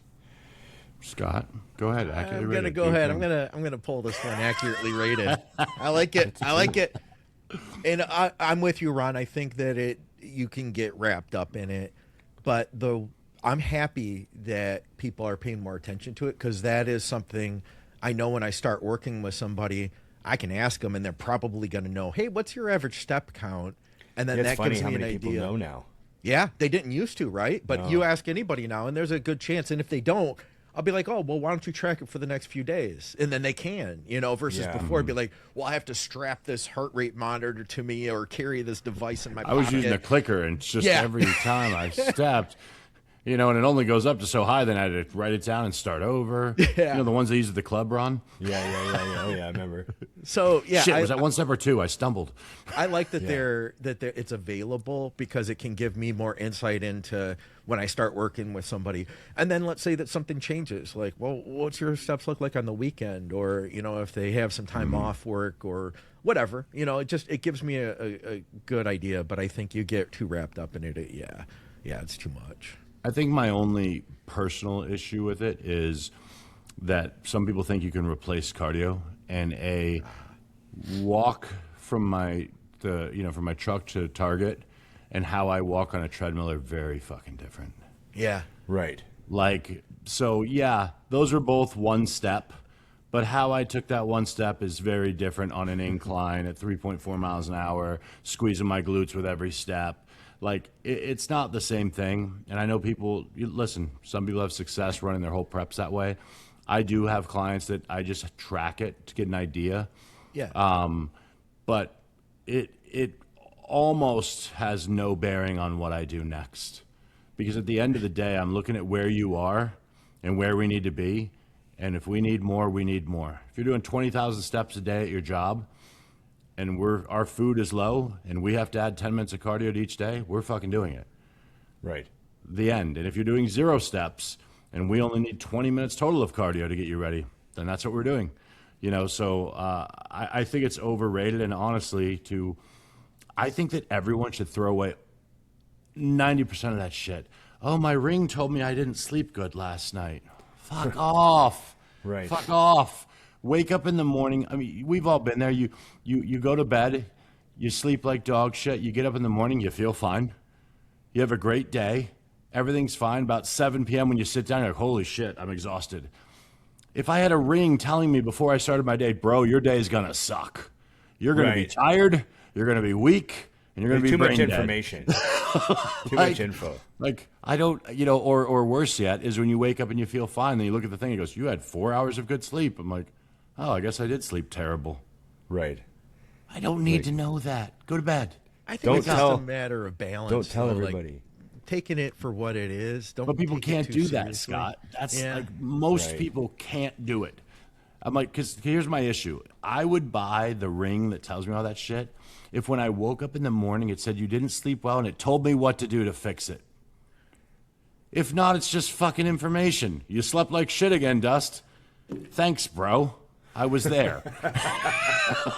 Like, if you're not going to give me the solver, don't care. Right. You know? I don't know. All right, let's get some more here. Let's see here. Oh, there we go.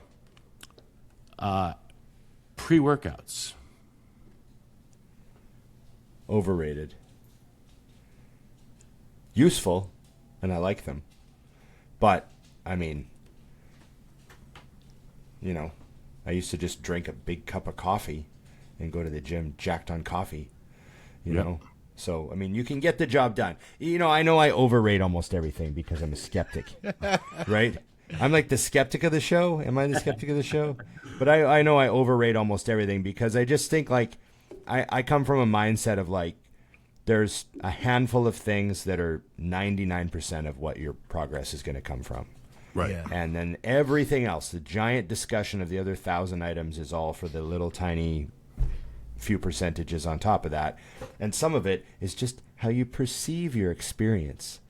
It's not even necessarily making you actually better, right? So, you know, I'm not much for the feelings. Shocking. The feelings. I feel like I have a better workout. It's like, I love Chris on feelings. Fuck about your feelings. Yeah. That's why it's difficult to deal with some people because they feel. I feel that this really helps. I feel like when I take I've heard some stuff, man. It's hard for my brain. I feel like when I take my vitamin C in the morning, I feel like my immune system is better. Like, what? Go ahead. What? What madness are you spewing from your shithole? Like, what are you fucking talking about? This is ridiculous. Like, the insane bullshit that people say to their coaches or their friends or it's just, I feel like when I take oh God, doesn't do anything. Like, if a sentence starts with "I feel," Ron immediately turns no, it is. yourself. It's a red flag. As soon as someone says "I feel," I'm like, whoa. Is this any of my business? I don't know if this is any of my business. We're getting into your feelings? That's not a therapist. Not a therapist. Not a therapist. Not licensed in the province of British Columbia for this discussion. Yeah. Oh, God. I don't remember the question anymore. I'm going to say overrated, but when I take beta-alanine, I feel... Oh, boy. Like I'm gonna have a good workout. that you guys remember? But there's a physical. There's a physical. Oh yeah, I with physically beta-alanine. feel. Yeah, that's what I'm talking. I'm talking about the feeling. Do you guys That's remember? the internal feeling. Beta-alanine. Hyper shots. El Rey. And that was the first pre-workout that I ever used. And I got like with beta-alanine in it. Yeah, it's just a little shot. And it had a ton of beta-alanine and like 200 milligrams of caffeine. You'd feel the ants all over your face. When my head gets itchy. As soon as you... I took that in all my throat. I'm driving to the gym and my throat started itching. Like not my throat, like the skin on my neck started itching. My head gets itchy. Like I feel like and my wrist started getting itchy. oh, what is this? And then guess what? I love that in our world, so that's pumped. a good sign. Everyone else calls that an allergic reaction. Yeah. Right. You need an EpiPen? No, dude, I do this every time. EpiPen. Oh, this is the feeling I'm after. I just real throat closing. You're breaking out in hives. I know this pre-workout's awesome. God, I got pumped God. too. So every time I've ever taken beta hives alanine, hit. I feel that. I'm like, yeah, it's gonna be a good one. Oh, God. That's a different feel, though, Scott. I got you. that. I just wanted to say it. I was thinking emotional. I agree. feels. Yeah. I agree. Overrated, but also I use Mind FK every single day. Oh, that's beautiful. So, remember that, people. You can say overrated, just like I think that In-N-Out Burger is overrated, and I go every time I'm on the West Right. Coast. There's and I all love sorts of it. stuff. All sorts of stuff that's overrated that I love. Yeah. And Yeah, right? so it doesn't mean I hate it. It just means it's overrated. That's all. I mean, He's just sitting over there. anal's awesome, but it's really not what you guys have never done it think it is. Old hat. Okay, I'm gonna do one more, and then I have to do a Chris, a throwback Chris for so many people competing. So, overrated, underrated, turning pro. Oh, goodness. You can use your accurately rated here, Scott, because it's fucking fitting. All right. Well, that's a tough one. You're welcome. Threw a curve on you. That's a tough one. I'm gonna say overrated.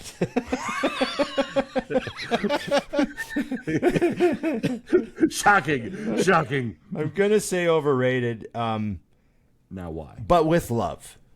With Okay. love. It's overrated, but like I said, all sorts of overrated stuff I still fantastically would pursue with my time and my energy. There's a lot of pro cards now. The phone doesn't necessarily, nothing happens if you turn pro, right? If you turn pro, it's basically like, okay, congratulations, you just graduated to a level. Well, you're now at the very, very bottom again, right? You're now a nobody, and you're now in a giant ocean full of other people like you, and it's now like you got to kind of start all over again with trying to do your thing. Your phone doesn't ring. Supplement sponsors don't come flying to your door. The clothing, Dark Sport doesn't call you the next day. You know what I mean? It's none of that stuff happens. It used to be, where if you had a pro card, it was like, oh my God, there's a guy at my gym who's a pro. Yeah. And Now everyone's there's like, ten at oh, every gym. really? But now there's, every single gym, even Family Fitness down the street has a bikini pro training at it.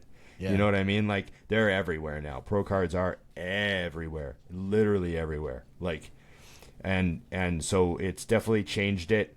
And as far as how it's going to affect your life, chances are if you get a pro card, hey, congratulations, and I hope it affects your life in great ways, even if it just bumps your social and it's super fun for you and it's like a good reward and all that. That's totally fine and worth it. But nothing's going to change. And so I would say that a lot of people think, I get the pro card and then I'm going to, really make things happen. And, hey, you get going. It's a lot of hard work, but nothing happens because of the card. It's just going to be a... Actually, it costs more than the NPC one. Yeah, it's just yeah. You have to pay a little more when you want one of those. $600 a year just to have one. Yeah. Scott? All right, I've got my answer, but then I want to spin a question back to you guys off of it to get your thoughts. My answer is I'll say underrated because so many people that I interact with in social media world are like, it's not a big deal. Everybody's a pro. It's so easy to do now. And I'll tell you what, that anybody who's saying that hasn't tried. Right. They probably don't have one. Yeah. Yeah. Probably So don't have a card, yeah. I think that, I am with you 100%. There's a lot of pros now. Everywhere there's a pro. I remember when there was, the one pro in our gym. And that pro was, mysterious, but they still weren't even, the next tier up. You know what I'm saying? There's, Yeah, right. But they were a pro, and there was a huge level of respect to that. But, yeah, I just feel like it still is incredibly a big deal, especially in open pro, and that's not to take away from masters guys, but especially the open divisions are so incredibly crazy still that if you can get that far, you are the next level. So because of where it's looked at, you know, like the way that we perceive it. Like, it's not a big deal. I'll say underrated. But then I want to ask you guys, when was a pro card accurately rated?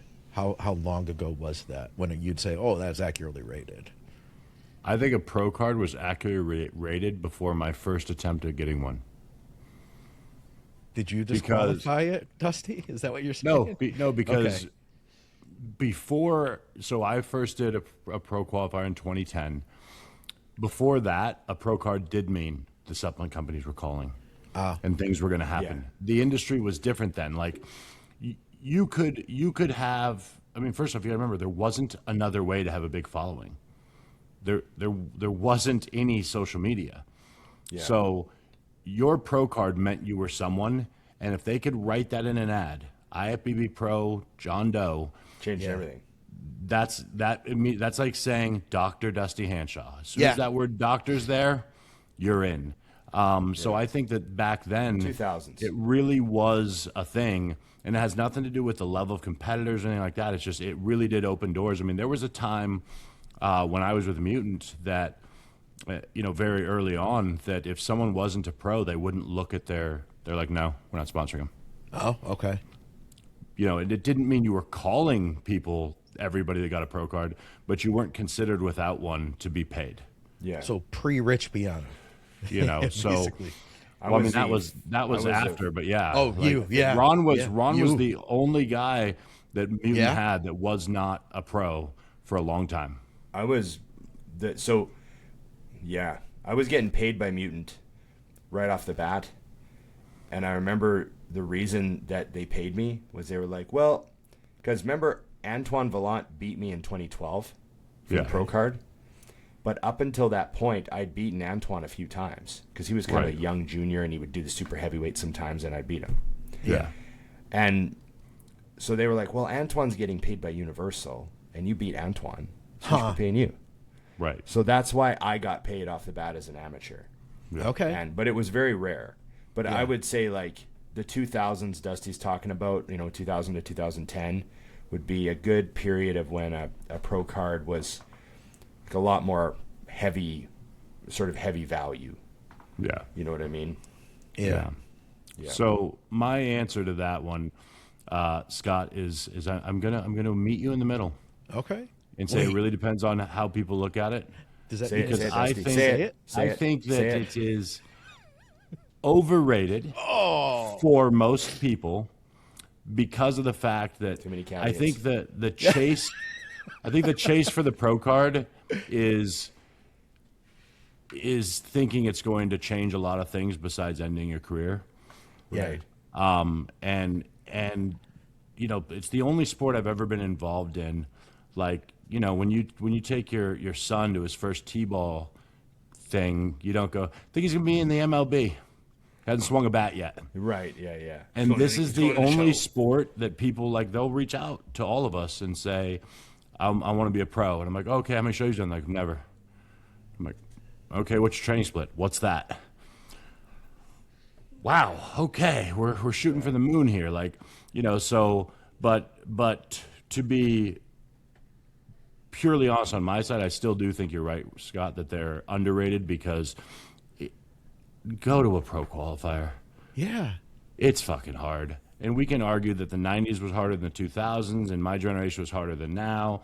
And the numbers don't lie that is true, but it's still really hard. And there's a lot more people, especially in open bodybuilding, that want to be pros that aren't, Yeah. And I do think there is something to be said for the fact that anyone who gets that card, they did it. Yeah. You're a pro. You know what I mean? It makes it really hard to beat. The only thing that I think is that people think it changes things. I'll tell you the only change that having a pro card made for me was I was really big for a really long time, just like Ron. Amateur for years. And finally one day when someone said, "Are you a pro?" I got to say yes. That was it. Because prior to that, and the thing is when I wasn't a pro, they'd go, "Really? Yeah, you are huge." Right, like right. It didn't change anything for them. Yeah. But the one time I was asked and I got to say yes, I was like, that was awesome. Yes, That was good. So I wanted to do a throwback. We've done this before, but we were talking before the show that people do these all the time. And I thought it was great with the heart of bodybuilding competitive season open for amateurs. This is a text message from Chris Aceto in 2009. Oh, wow. Did you dig this up the other day, or you found a screenshot, or what? Yeah, I found a screenshot. And I was like, oh, we got to bring this up. Okay. This is summation of my contest prep. Number one, don't worry. Sorry, this is from Chris to me. Okay. Number one, don't worry. Number two, see number one. Number three, work harder than you used to work or thought you could work. Number four, be patient. Number five, listen to your body. Number six, with regards to number five, confirm it with someone else, me, because your mind often throws in its 2 cents, charading as your body. I saw it the other day. This was my first introduction to knowing who Chris was. Yeah. And it was so clearly accurate. And I really think that anybody who's listening to this that hasn't competed a lot, write those down. It's painfully accurate. And again, my entire career, I kept this in my phone. I've changed phones multiple times. I even had a stage where I didn't have an iPhone. And this text is probably one of the only pictures that's made it through every single phone because it's valuable. So write those down, people. Slow it down. Go back. You're going to want them. And then one more thing, if you guys don't mind, because it's driving me crazy. I want, and I talk to a lot of coaches, so these aren't all mine. The word can't apparently doesn't mean what it used to mean. So when I was 16, if someone said, go over there and incline bench 455 for 10, I would say, I can't do that because I physically can't do it. Right. But now when I tell someone to drink a liter of water as soon as they wake up, I can't do that. It's like, well, technically, yes, you can. And I just, the reason I bring it up is because it's shocking to me how many people want to do whatever it takes to be the best they can be, whether they're competitive, want to be pros, whatever it is, and how quickly they confuse the words won't and can't. Yeah. It is not impossible for you to drink a liter of water when you wake up. I didn't say you have 30 seconds. I said drink a liter of water.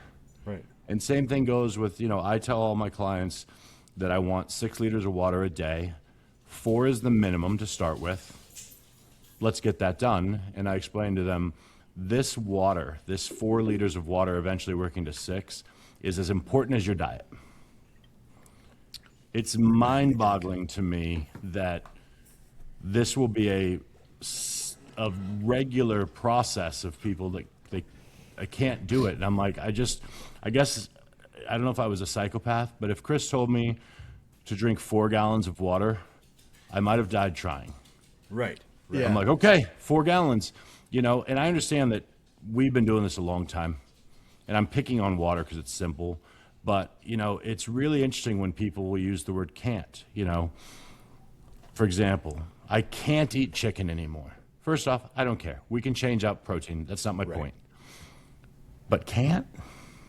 Yeah, can't's a pretty strong word. It's a heavy word for what you say you're trying to do.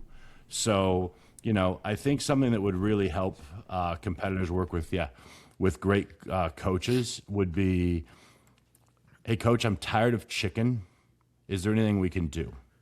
Yeah. Because or I have clients a lot of times that'll be in the off season and they're like, I can't get the food down. And I'll say, okay, I've been there. It sucks. What's your favorite place to have a cheat meal? And they'll say, oh, I love Burger King. What do you get at Burger King? I get 2 Whoppers, fries, and a shake. Okay, could you go eat that right now? Yes. Then you can.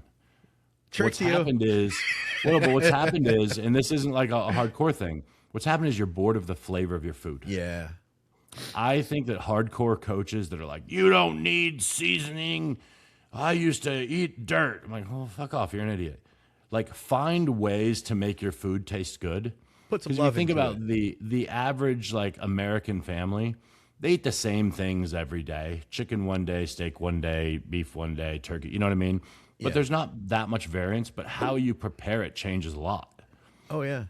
So if you made your chicken, if you have time and you're bored, you made, let's just say, your white meat. If you know how to make each of your type of white meats 3 ways, it's going to be a lot easier to get down. Yeah. Because, my favorite pizza place is down the street, but I don't want to eat it 3 times a day every day. You know what I mean? So I'm not at all disagreeing that it could get really old fast, but I think if you can learn how to prepare your food within the guidelines of, not blowing your diet a lot of different ways, you'll find it's good. And that's why I've been eating the same meals that I was eating when I competed now, because I still like them. Yeah. The magic of Arizona hot mustard on anything for me. I'm like, put some of that on there. We're good to go. So, I just think that that's something I want to encourage competitors to do is ask yourself how bad you want things. So with something like water, like stop being a pussy and drink the water. And but know then with that, things like, you know what, maybe you can't bench as much as you'd like or whatever that first day, but if you work toward it, like that's the key. I find that, like with the water thing, I get it. Like maybe you can't drink, 6 liters of water today, but you can see what you can do. And then from there, let's build on that. And then I always find with that kind of stuff, if I turned it into a game, like I'm going to make this into a personal challenge, then I can succeed. If I look at it as a negative thing, then it's like, it's scary and I don't want to do it. But like, hey, all right, Dusty believes in me, I can do this, and I'm going to try and I'm going to do my best. Maybe I get 3 liters. Maybe tomorrow I get 3.5. Like, let's make some improvements with it. Let's see what we can do. Challenge. I think the issue that I see with that in particular, and that's why I'm just harping, I'm sure there's people watching going, who gives a shit? It's just a matter of making a decision. Like, Yes. 4 liters of water is not that much, let's be honest. And if somehow in the beginning of my time with JJ Marsh, he had told me to drink 4 liters of water, it was 10 p.m. and I'd had 2, I would sit on the edge of my bed and drink 2 more liters of water before I go to sleep. Because I'm not going to not do it. It takes no talent to drink water. Now, then the next day I'd say, okay, that sucked. I was up all night peeing. I need to come up with a way, if I'm up for 16 hours, okay, I need 1 liter down by this time. I need another liter down by this time. And then that way, if you're a half liter behind, you go, okay, I gotta drink that real quick. You know what I mean? Just finding a way to make those things happen, because my point is if you can't do those things, there's a lot of other things there's no way you can do. And that's why I said that the incline bench thing is, my point is there's a difference between things you truly cannot do. That's okay. Yeah. I cannot bench 455 for 10 anymore either. But I can't do that. But I can drink 6 liters of water or something else if it lined up with my goals. And if there's something that you cannot do that's required, because again, like chicken versus turkey, I don't give a shit. We'll switch it. No problem. Don't care. But like the water thing is a requirement. And if you can't get the water in to do this, then I think you should honestly decide you don't want to do this. Right. Because it's simple. You know what I mean? And just for the record with my clients, I don't care if they drink all 6 liters in Crystal Light. I don't give a shit. Like, I don't care if it's all flavored. And I know a lot of people are like, oh my God, you would. I just want it to be as easy as possible. I probably drank 2 gallons of Crystal Light a day when I was prepping with Chris. That's all all I the way to the drank. show. I Yeah. liked really diluted iced tea. Yeah. So I would like get really see-through iced tea where you could get, you know what I mean? Like very diluted, like almost 4-to-1. Like, and I would drink all that Crystal Light iced tea flavor with like 2 gallons a day, easy. Yep. Yeah. So, find ways to make it work. But I just think it's important because if you're serious, you do that. And when you're hung up on something like that, to me as a coach, I'm like, that's just a commitment issue. Because you can do it. You're just choosing not to. That's the difference. I wanted to talk about something. Yeah. A little life philosophy. And it's sports related. So I'm not a basketball guy, but we just saw the Knicks win the NBA title, the New York Knicks. And now 2 things about this. It's really interesting. I love movies and TV and a bit of a history buff, and I just find a lot of stuff interesting. I have a lot of interests.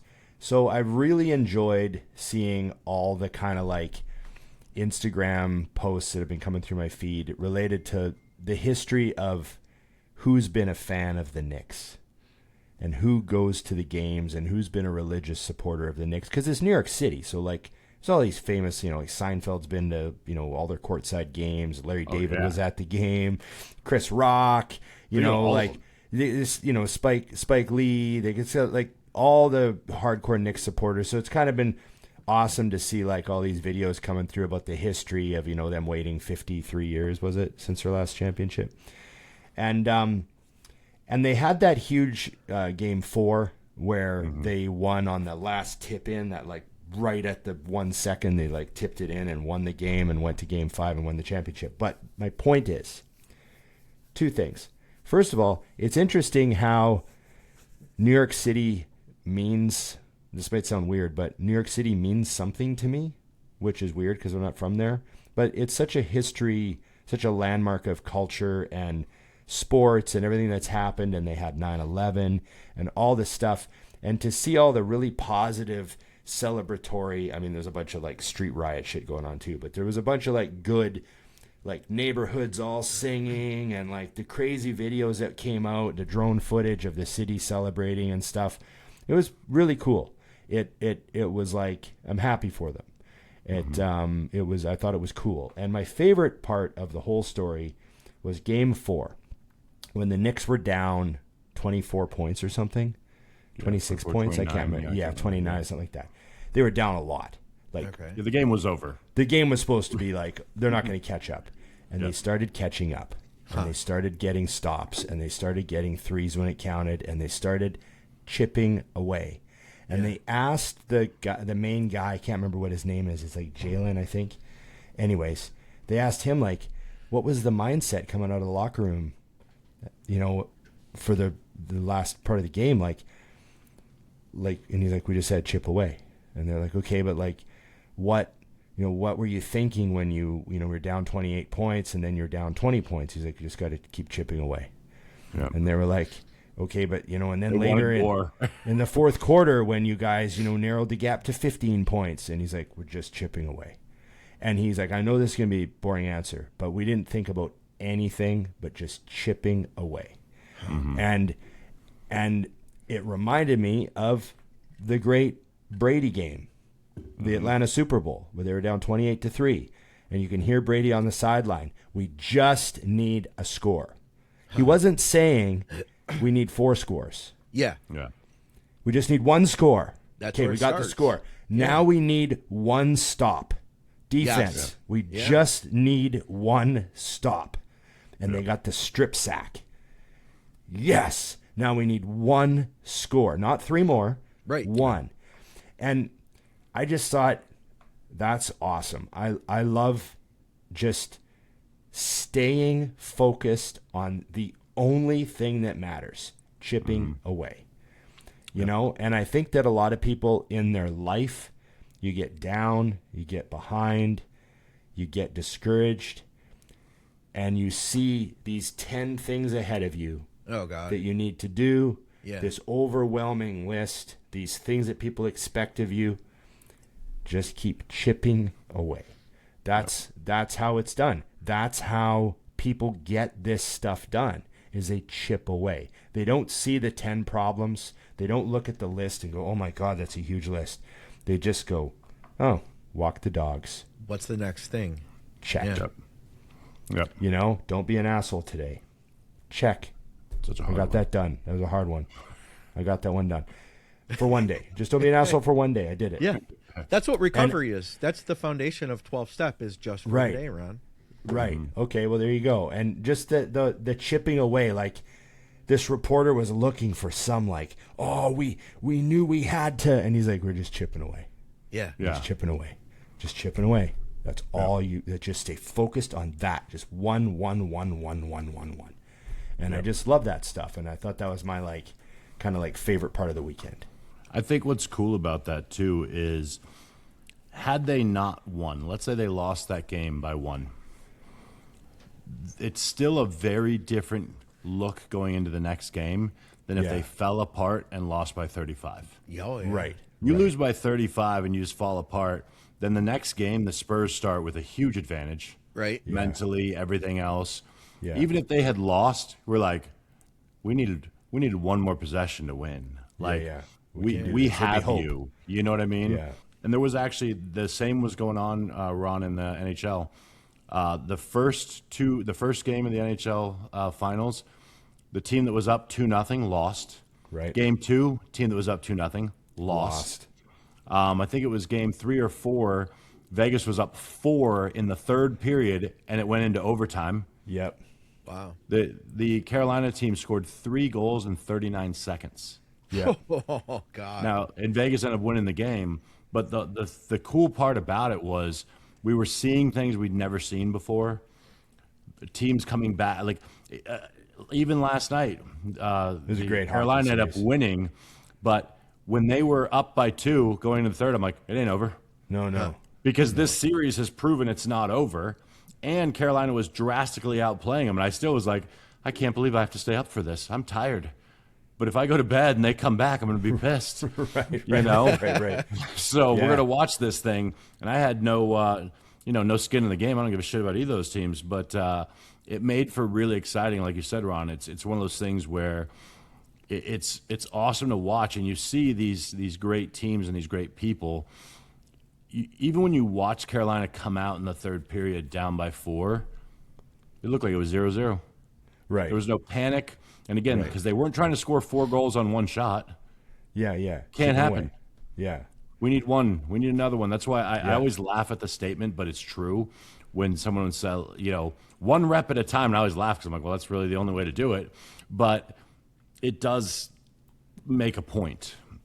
If you're doing 50 reps, you just got to do 1 right now, and you got to do 1 in a second, and eventually that becomes 50. So, well, if you're doing 50, everyone knows, Dusty. Everyone knows if you're doing a 50 rep set, you bundle them in 10s, and then you bundle them in 5s. It's like cardio, right? You get 5 minutes in, and you start doing the math of how many 2-minute things you need to do. And you're not allowed to equal start. 25. You're not allowed to start the single reps until you get to 40. Yeah. Very a true. real hard Very grinder true. set of 50. Yeah, that's how 12-step works, though, Ron, because if you try to tell somebody, like, hey, you can't use again for the rest of your life, like, that's a long time, right? Yeah, you're not going to make it. You're going to fail. Yeah. But, hey, you can probably handle today, right? Like, let's just get through today. And if you can get through today, get through tomorrow, you start putting those days together, and before you know it, you got 30 of them. And it's like, holy crap, how did I get here? Like, then it starts adding up. Yeah. Remember I told you guys that was how JJ did my whitefish only? I had a time just whitefish. Yeah, the And two weeks of whitefish. He's like, give me a day. Well, it ended up being 5 days. But every time I'd pose, he'd go, you do 1 more day. So I do it, and I finally get to the end of the time period, and he says, all right, we're gonna put some carbs in tomorrow. And I said, Jay, what were you looking for? Because I don't see what you're looking for. He's like, oh, I knew you were doing 5 days the whole time. It was just too much to give you all at once. Right. And I'm like, and then the funny thing was, I realized that was true because it was my first prep getting really hard. And I think 5 days of that halfway through day 1 would have seemed impossible. Right. And I think that's why bodybuilding is so easy, because there's a date on a calendar that's the end of this prep. And when you're dying 12 days out, you're like, I can do anything for 12 days. Yeah. Right. You But really if somebody didn't tell me when the show was, Like, it's this summer. Sometime. Yeah. we're doing it sometime this summer, and I'm grinding like that. You're looking at the calendar. What's the last day of summer? Yeah. Because it could possibly give you that guys. long. I'll give you another example of this because it was funny. But when I did my lower leg sleeve, I have to do it in 1 session because it's in Arizona, and the whole thing was pretty easy. But your body eventually just shuts down. It's just too much going on, and I started going out, and I was like, "Holy shit, okay!" And like when I go silent, Nikki knows he's fucked. It's on. So I told myself, I'm like, I can't When I see go it. silent, Yeah. he's just I talking can't the whole time. See it. So I'm like, okay, you know what? I think 6 more songs will probably be done. So I'm in pain the whole time. We get about halfway through the 6th song, And I'm like, we're almost there. And my tattoo artist goes, probably just an hour left. I'm like, I mean, it was like a gut punch. And I'm like, holy shit. That's like almost being done the stepper. Yeah. And so he goes, oh, wait, you got 1 hour left. I was like, okay, I don't really know if I can take this, but I don't have a choice. So yeah, I wish I would have just went to the 6th song and said, well, maybe 2 more songs. Right. Oh no, you ruined that for me in a heartbeat. And then I just did the hour. math on how many songs is an hour. Yeah. Oh fuck. So yeah, that's a great point, Ron. That was definitely cool for both series. And the good news is, the Red Wings and the Panthers are back in the NHL. All right. Because it's a new season today. New season. I just also want to say, I know you guys aren't Carolina Hurricanes fans, are you? No, Not really. No, not at all. But I still think it's a little unfair that Nikki got to pick Florida as her team and then immediately won 2 cups. And then the year Florida doesn't do good, the nearest team wins the cup. Right. Yeah, no, that's a valid, like, it's a very... I'm an hour from them. Yeah, And they it's have no a cup. big deal. Yeah. Yeah. Actually, what's funny is when we were in Vegas over, God, I mean, I don't even remember what it was. A few months ago. It was like the beginning of the season, but I went down to my cigar lounge. Nikki was working, and I went down to my cigar lounge and just had a smoke. And I sat at the bar, and I sat with this lady, and we got talking. And she's a hockey fan, and she goes, "Oh yeah, I'm from Raleigh." And I said, "Oh cool." She goes, "Yeah, the Canes are winning the cup this year." At this point, we were deep enough in the season. I was like, "They're good, but they're not winning the cup. Like Colorado's too good, Dallas is too like." And I'm thinking, okay, whatever. And then I literally, after Game 5, I'm like, holy shit, she's right. They're going to win from the tomorrow. They're going to win tomorrow, and I don't know her name, but I know that she called it before anyone else. So shout out to Cigar Bar Lady. Knows her I was shit. like, I got to give it to her. She got that one. I So like to imagine that she had a raspy chainsaw voice. Yeah, too. yeah. She's in a cigar. She's like, Canes are winning a cup this year, boys, and she smoked it like this. you know, I love the way you're visioning it, just because I could ruin it completely and say she was like the classiest black woman I've ever seen. That was so nice, and I couldn't even. I was imagining was speaking to me at all. I was imagining like a video lottery terminal or like a slot machine, like smoking. You're thinking Thelma from The Simpsons. Thelma. I'm thinking Thelma from The Simpsons, wearing a Canes shirt. Canes all the way. Canes and 6. Yeah. Nope. The classiest woman you've seen. Oh, that's funny. Just schooling me on a game I played my whole life. Okay. Well, Scott, are you thoroughly bored? Oh, that was good. It was good. I like the Drink your water, everybody. Ron. I have to also tell Scott something. What's that? And Dusty. I watched the first episode of Shoresy. Oh, welcome, my friend. So the first episode's a little slow. I gotta warn you. Well, roll with it. I didn't think it was slow. Okay. It's just Okay. it's a setup. There's a lot of setup. I'm a TV guy. I get it. Okay. There's a setup, and they really go like way out of their way. I didn't realize how hard in the paint they go on the lingo. Oh, dude, it's so good. Like every single also a person, every single person sounds comic book small town hockey. Mm-hmm. Yeah. Like you go to actually one of those teams, and some of them sound like that. Yeah. But then there's a bunch of people that are just normal.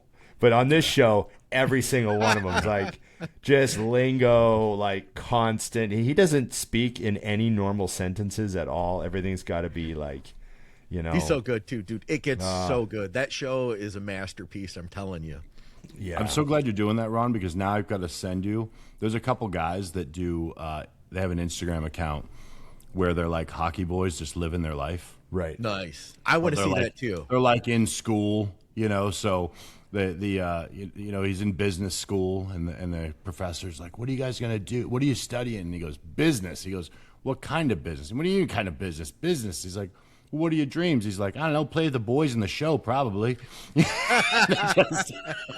And every time they go to another guy, it comes to the same thing. Definitely gonna play with the boys in the show, gonna do. And I'm like, This is Shoresy. They just slid it over here and put it in real life. It's I'm sending it to both of you guys as soon as we're I all gotta gonna see die. that. Okay. I got me into like watching their games too. Like they shoot the games so good. And like I'm, you guys know me, I'm not like a huge hockey fan, but I'm like on the edge of my seat watching how these games are getting played and the angles they're shooting them at and everything. Like, yeah, it's such a good show, man. You're gonna be very happy. Okay. I'll trust you. Plus, there's a 20-minute list. Yeah, it's quick. It's a snippet. It's also too. I feel like Shoresy and Letterkenny both. It's like part of your heritage, Ron. Like these The are fact that you're things this are- late is sad. Yeah. Well, hey, let me say, I watched every episode of like the first 5-6 seasons of the Trailer Park Boys. Oh, that's So yeah. there's a are your lot friends, of though. Canadiana. There's a lot of Yeah. Canadiana in there. So I got that. That was my God, generation. that show is insane, man. Oh, amazing! Just fucking Ricky. Anybody who doesn't know what we're talking about, look Jules them up. Jules showing up with a cup of rum and coke in his hand all the time, like just I gotta go amazing. back and watch that again. I think Just it's pulling time, up in the man. car with a rum and coke in his hand. That prop, like I don't know. I haven't heard the story about thinking of the rum and coke, Yeah, like always being in his hand. But that just like that It's was so- the It's a great detail. finisher piece of all those. The whole show, the finisher piece is Jules with that cup in his hand. Yeah, unbelievable. Okay, All right. I'm pretty happy. You guys happy? I'm good. High as fuck, but I'm good. Okay, yeah. Okay, we did 2 hours. Thanks, everybody. Remember, like, share, subscribe, comment, and Ring the bell with I button. I there we go. Definitely. Thank you very much. Push all the buttons. Leave the comments. Do the things. And we're very happy to have you for another episode of It's Just Bodybuilding. Remember, IamMutant.com. Dusty and Big Ron are your codes. Get your hardcore ISO. Get your all in. Get your big greens. Code Dusty and Big Ron. Don't forget. And everyone should get on the gear. Who you fooling? You want to look like that, right? If you want to look like that, you got to get on the gear. Lots of it. Okay. Remember, it's just bodybuilding.